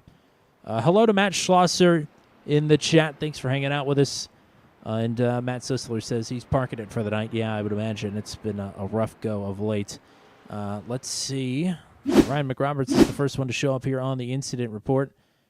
Wow, he got hit once and twice by Will Kirk there. I think McRoberts was probably trying to brake a little bit earlier than Kirk was expecting him to. Had it saved there, and it just comes back around on him. He'll tag Kerry Cleaver as well. Oh, and that sends Kerry, oh my God, straight into Daniel Reese. Thank goodness for the safer barrier there, because that's concussion city for the 34 truck. That was a hard shot. That's a bit insensitive, Tommy. I mean, if this were real life, that's a hard hit. Yeah, that is true. There's a lot of stuff that happens on here where it just makes me think immediately, thank goodness this is a game, or a sim, whatever you want to call it. Yeah, not real either life. way. 'Cause, yeah, I mean, I've never hit a wall at like 80 or 90 miles per hour, thankfully. But even being strapped into something, man, that can't be fun. I think McRoberts is probably done. He's driving down pit road incredibly fast after hitting the wall under caution. Surely he's all right. He's just got a little bit of, well, he's got some rear damage, but it's just the left front that's kind of buffed in. Maybe frustration starting to mount for some of these drivers in the middle of the pack and onward. As we're working caution number 13. This is 10 more than we had here in round number 7. And again, this is post the new kit for this truck. Round number 7 did not have that configuration. So knew it was going to be a bit more challenging. We've had a lot of short track races here. Some people in the chat were a part of them and others have watched them. Were rather unsavory, to say the least. Thinking 51 cautions between 2 races in the Venom Truck Series on back-to-back races. That was a rough couple of weeks. 51? 51. What tracks were those? Thompson and North Wilkesboro. Thompson? Yep. Oh, wow.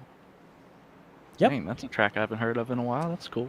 It was an interesting race when we got some laps in. But those moments were few and far between. A record-setting 27 cautions in that race. And it's best left to history. A race that was much better on paper than in execution.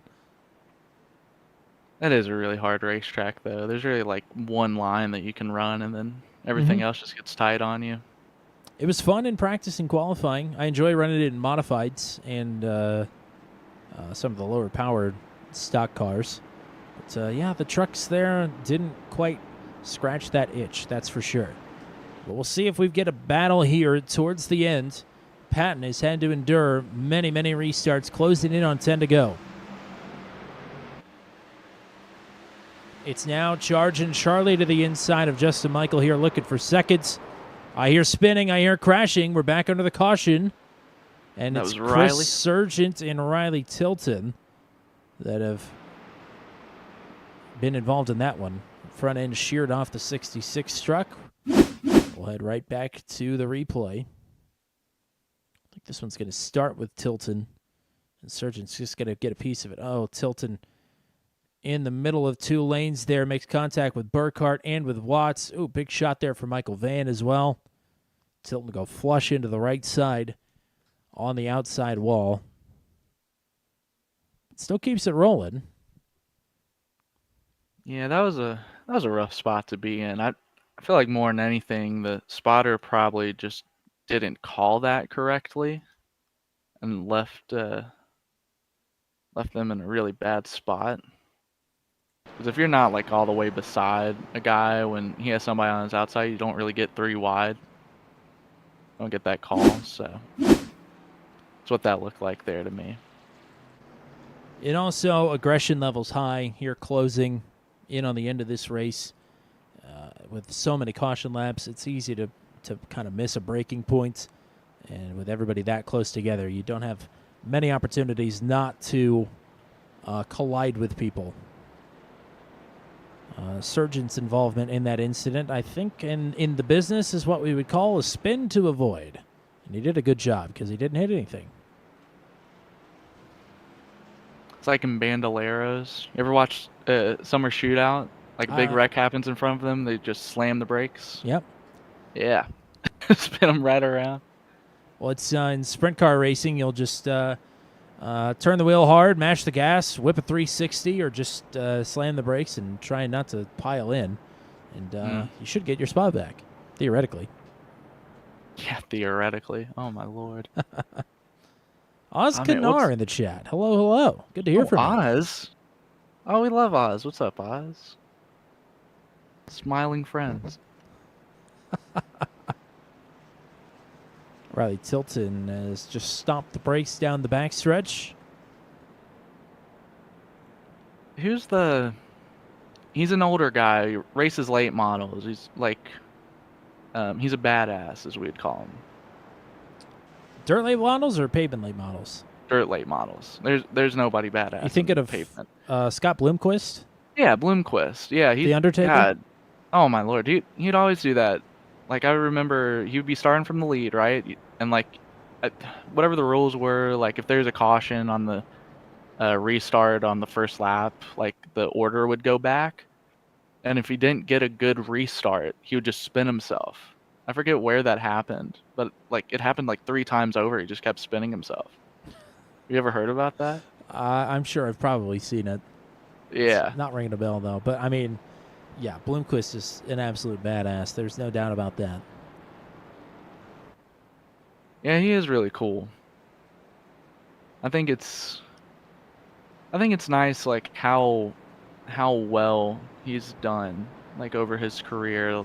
Like the same thing with like a Kyle Larson, like being able to, like obviously he's got like the best car out there, but Yeah, certainly. yeah, be able to pretty much go anywhere and really contend. Like that's not easy to do, even if you do have the best stuff.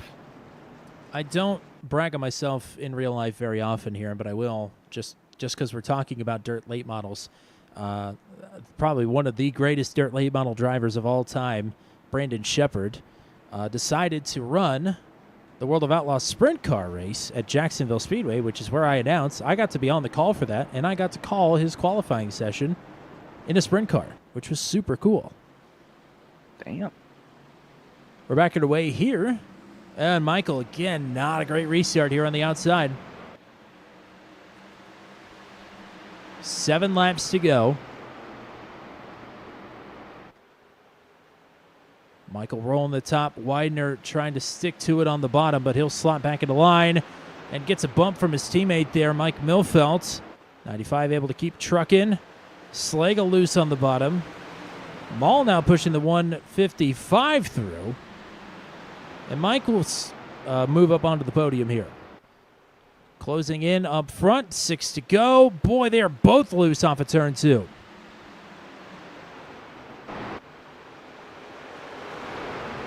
And Justin's got to set up this move fast. 5 to go.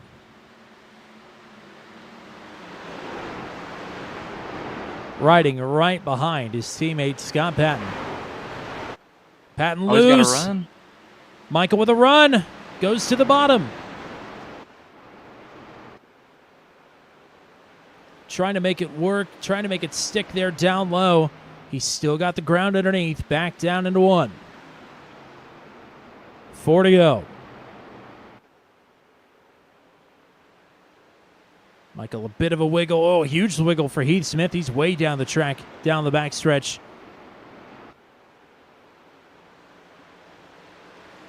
Patton with a run on the outside. We saw a photo finish, the second closest finish in channel history at Iowa. Patton won that one by 1/1000th of a second. And he's side by side. Oh no, Burkhardt is around in the back. That may bring out the caution here, coming to 2 to go. It would send us to overtime. Michael giving it all he's got here on the bottom. Green flag is still out. And Michael's got to keep leverage here.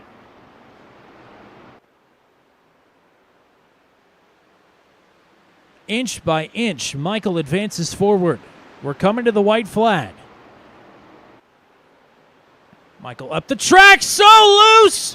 White is out!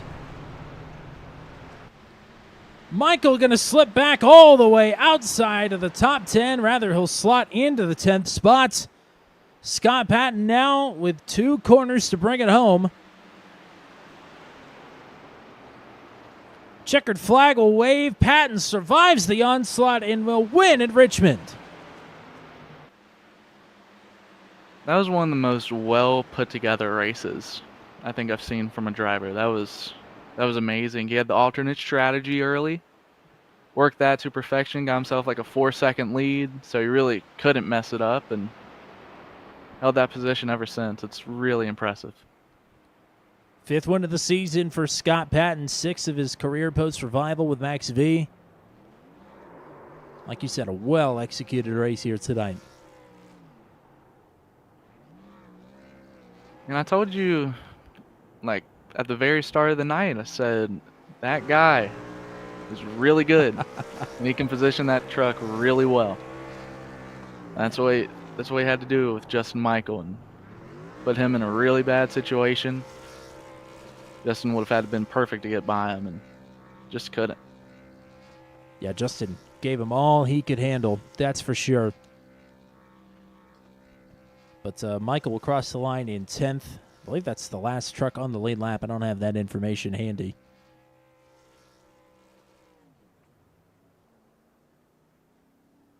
But Patton going to take the Polish victory lap here. Another short track win for him. And finding some momentum at the right time. Podium last week at Pocono. And closes in just a little bit more on his teammate, Justin Michael, as these playoffs approach.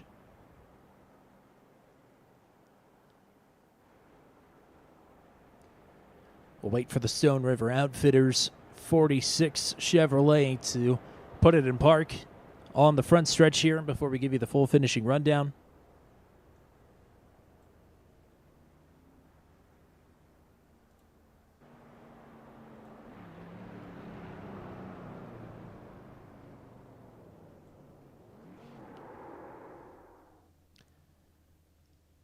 It will be Patton with the win here tonight in a hard-fought one at that. A well-strategized and well-executed victory for Scott Patton. 2nd place for Mike Milfeld. 3rd for Greg Mull. We'll talk to your podium finishers here in just a moment. Charlie Widener will Charlie Widener will finish 4th. Heath Smith will round out your top 5. 6th place for Jack Watts. 7th for Brad Slagle. 8th for Will Kirk. Zachary Groover in the top 10, and Justin Michael there with the spin on the final lap. Goes from 2nd back to P10.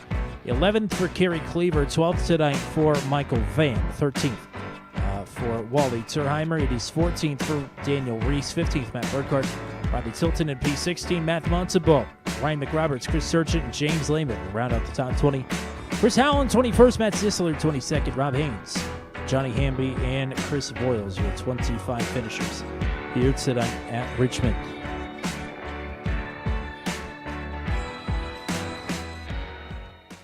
It is time to bring in your podium finishers, and we will start tonight with your third place finisher. And we'll swap in Greg Mall here. And a well-executed race up towards the front of the field here a lot tonight, and we'll bring home a podium. Congrats. Appreciate you, Tommy. Yeah, that was definitely, man, unless you guys can put some insight on what happened tonight, I don't know what happened, but I had an unfortunate sequence of events there on green flag pit stops, cause a solo spin there, and push the lap down, get the wave around, and just had to knife our way from about 12th or 13th spot to end up in a third place tonight. But yeah, we'll take it. Absolutely, and momentum kind of getting key here down the stretch as we're looking towards the chase, the playoffs, whatever you want to call it here for the final 10 races of the season. You're in the top 10. At times this season, the momentum has been kind of all over the place for you. Wins and good finishes, and then some races where good results are snatched away from you late. Where do you think your foothold is right now as we're in the closing stretch of the regular season? I feel like it's a decent spot. I mean, nothing's really guaranteed for sure, obviously, but I think with how points are situated right now, I mean, I haven't looked at the big picture as far as who I really need to look out for, all things considered, but not a bad spot, I feel like, right now as far as the points goes, but yeah, if we can kind of stay towards the top 5, top 10, obviously, that's definitely a good spot to be in the regular season, trying to wrap up here. Ashton, do you have anything for Greg? Not really, because I don't have the full picture on everything that's going on in the league nowadays, sadly, but you did have a moment on the back straightaway, though, where you could have kept it 3 wide and possibly killed a bunch of people, but you didn't. And I just thought that was really nice. So I just wanted to tell you that to your virtual face. That was a good heads up move. Not only that, you plowed through a big accident right after that, so it was good karma real quick. Yeah. I had a blackout moment there. I thought I could just kind of door bang Zach there on the couch and whatever it was there, and it didn't happen and just miscalculated there. But yeah, no, the cautions were definitely something to dodge and watch out for tonight, and I feel like we did a decent job as far as that's concerned. Well, you did a decent job here tonight, I'd say, because you ended up on the podium, and it's always a good night when you could do that. So congrats to you. Shout-outs for you. Well, of course, can't go without saying the guys down at Bandit with Scoot getting the win. Obviously, that's awesome to see, and Justin battling there pretty much the closing laps, pretty fun to watch there, all things considered, and gotta give a shout out to all their friends and family that are back home watching on Twitch and all their support. This was an interesting race, like I said, all things considered, and just to get some decent momentum to finish out the regular season here and start the playoffs with a decent push anyways. And of course, with you, Tommy and Ashton, filling in here for the booth, you guys are doing a great job.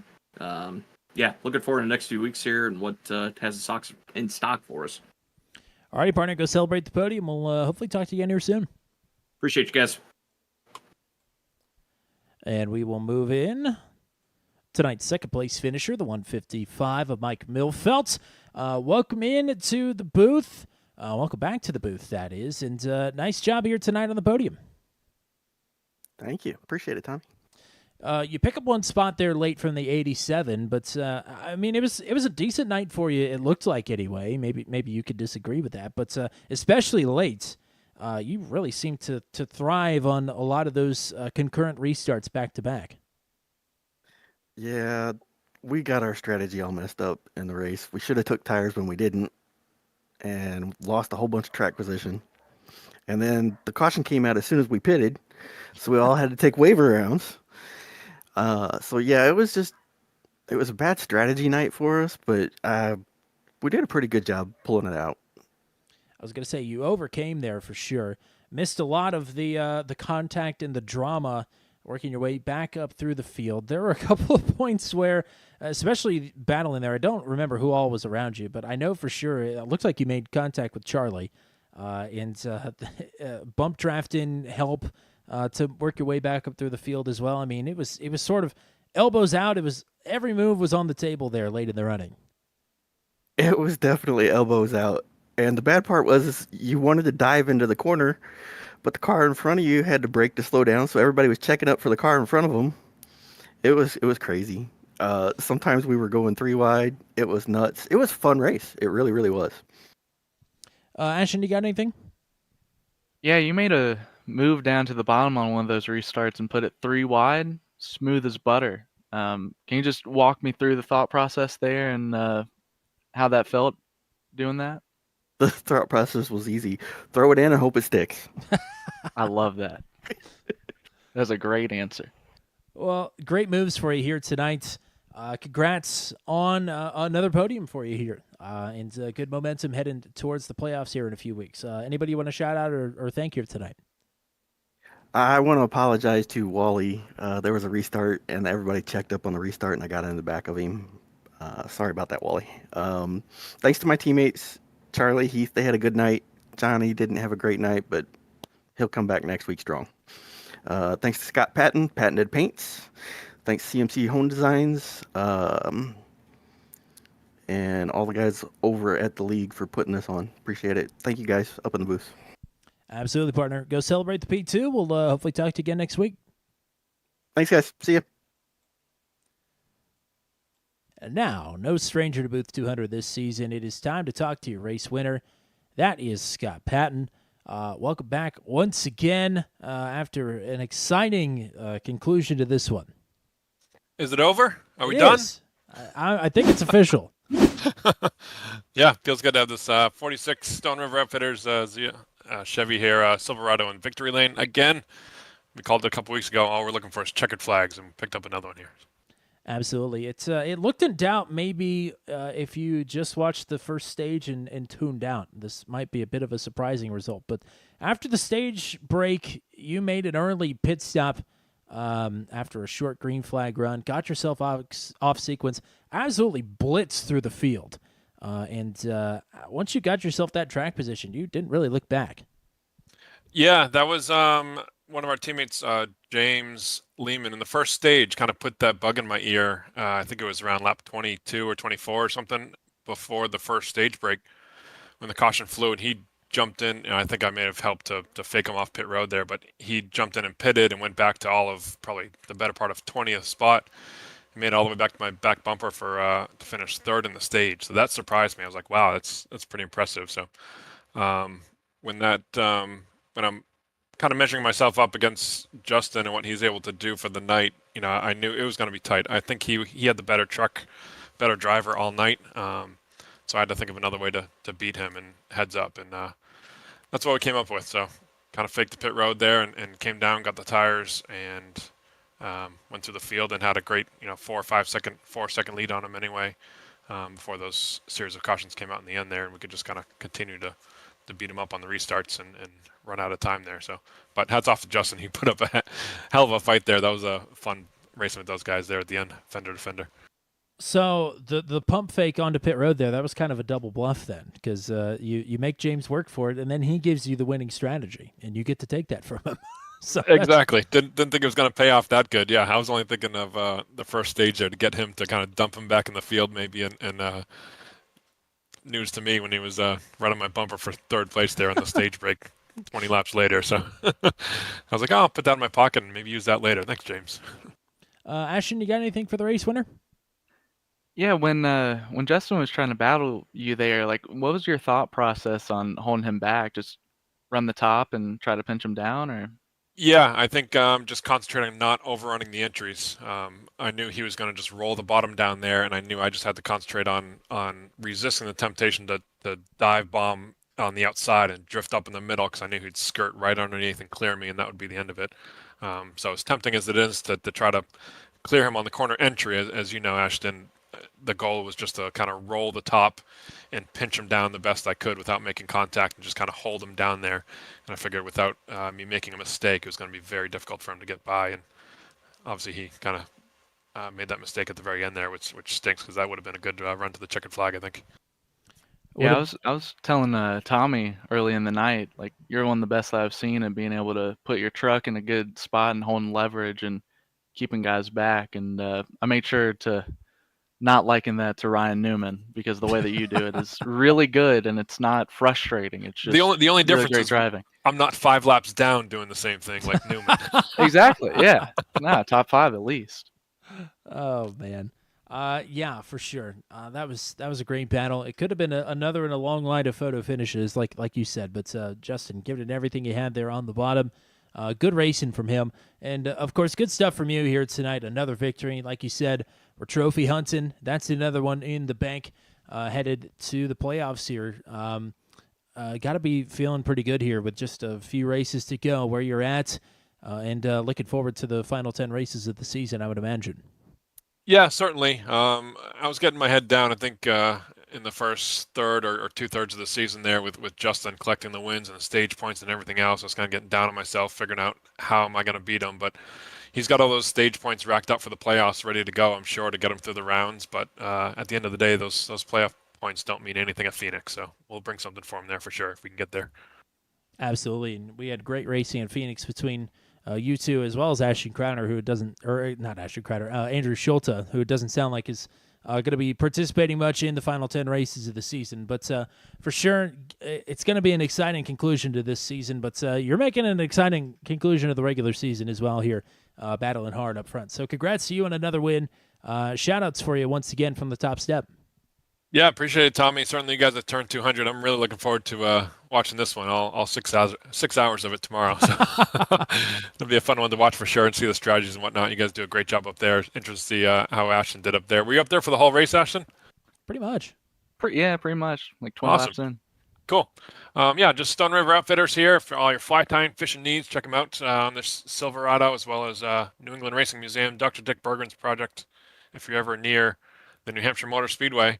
And I just found out tonight, if you go to NewHampshireMotorspeedway.com, I'm actually on the homepage there. Oh, wow. A buddy of mine who's a photographer there, he's like, hey, you made the homepage. I'm like, oh, cool. Was it just you as a pedestrian? You with the like Lemons the fan, car? Yeah. No, as a fan in the stands during the Cup race from June. So they used that picture to kind of promo some of their stuff on the homepage. So kind of cool. Absolutely. That's my claim to fame. So that's all I got. Appreciate it, guys. That's another big win for you, on top of the one that you got here tonight. So go celebrate the wealth of successes, and we'll hopefully talk to you again next week. Sounds good. Catch you then. Pat with another win here this season. Congrats to him. Fantastic dueling all the way to the end. A great one-off appearance from you here tonight. At least maybe a one-off. I don't know how many more races Matt Williamson's going to be out for this season, but yeah, thanks for coming by. Did you have fun? I had a lot of fun. Yeah. I mean, I'm a sports media and analytics major now at Virginia Tech. So, just putting that one out there. I'm definitely not that good at it, but I need my practice. I was going to say, that's what the schooling's for. Exactly. Yeah. They'll just have me do baseball games, and I can talk about pitches for hours. It's really cool. But yeah, I mean, I had a lot of fun. I can't lie. It really does stink that I can't be racing out there because I really did enjoy racing with them. I guess it was last season, right? Yep. Right? Yeah. Did enjoy that a lot, but I understand with my background, it makes sense. But yeah, it was really fun, and even if Matt is here, if you just want somebody who can ramble a little bit. I mean, just, send me a message. You don't even have to pay me. I'll just put it on my resume. Wow. How about that? Yeah, we are rambling men up here. So, yeah, anytime, stop by. You're more than welcome as always. And, yeah, thanks for stopping by here tonight. Yeah, appreciate the company. Yeah, thanks for having me. So with that, we will roll into the closing here. Thank you to everybody that was hanging out with us. Of course, Ashton Crowder. Thanks for stopping by in the chat. But ahead of him was Michelle Kirk, Hunter Engrav, Rob Williams in the chat, Matt Sisler here a little bit early. Lance Ackerson cheering on Wally Zerheimer. Matt Schlosser stopped by. Oz Kanar, hello. Heath Smith hopped in the chat there a minute ago. And yes, Ashton Crowder is the guy that's up here in the booth with me. So thank you to everybody that has stopped by and continues to make Turn 200 what it is. We wouldn't be here without your support. Thank you all very much. Next time you can catch us again if you have missed the bulletin. We're not going to be live on Sunday, for the Sunday Top Splits. I've got real life duties to tend to, so that broadcast will be pushed back until the following Sunday on tape delay. So the next time you can catch us is for the Ghost Squadron form of the Super Series on Monday night from Donington Park, 8:45 p.m. Eastern Time. Tuesday night, the Venom Truck Series will roll into iRacing Super Speedway for the All-Star Race. Wednesday night, the Daredevil Series is at Indianapolis for the Goodleaf VHS Rentals 150, the marquee event on the calendar for Daredevil season number 5. You do not want to miss that. It's a hoot and a half every single time. And catch us here next Thursday night from Michigan. Michigan, the next race, 9:15 p.m. Eastern Time next week. That'll be a blast. We'll hope to see you sometime between now and next Thursday. That's all we got for you here tonight. Thank you to everybody with MaxV. Thank you to CNC Home Designs for their continued support and title sponsorship of the MaxV CNC Home Designs Truck Series for 2024. And thank you to Ashton Crowder for coming by here tonight. It's always a blast to have some different partners cycling in and out, especially one as knowledgeable as Ashton. A very welcome addition, as always, here on Turn 200. Shout out, as always, to Matt Williamson, and hopefully the move is going well. But that's all we got for you here tonight. Until we meet again here from Richmond Raceway, I'm Tommy Cook saying so long and congratulations to Scott Patton on another win here with the MaxV CNC Home Designs Truck Series. Have a good night.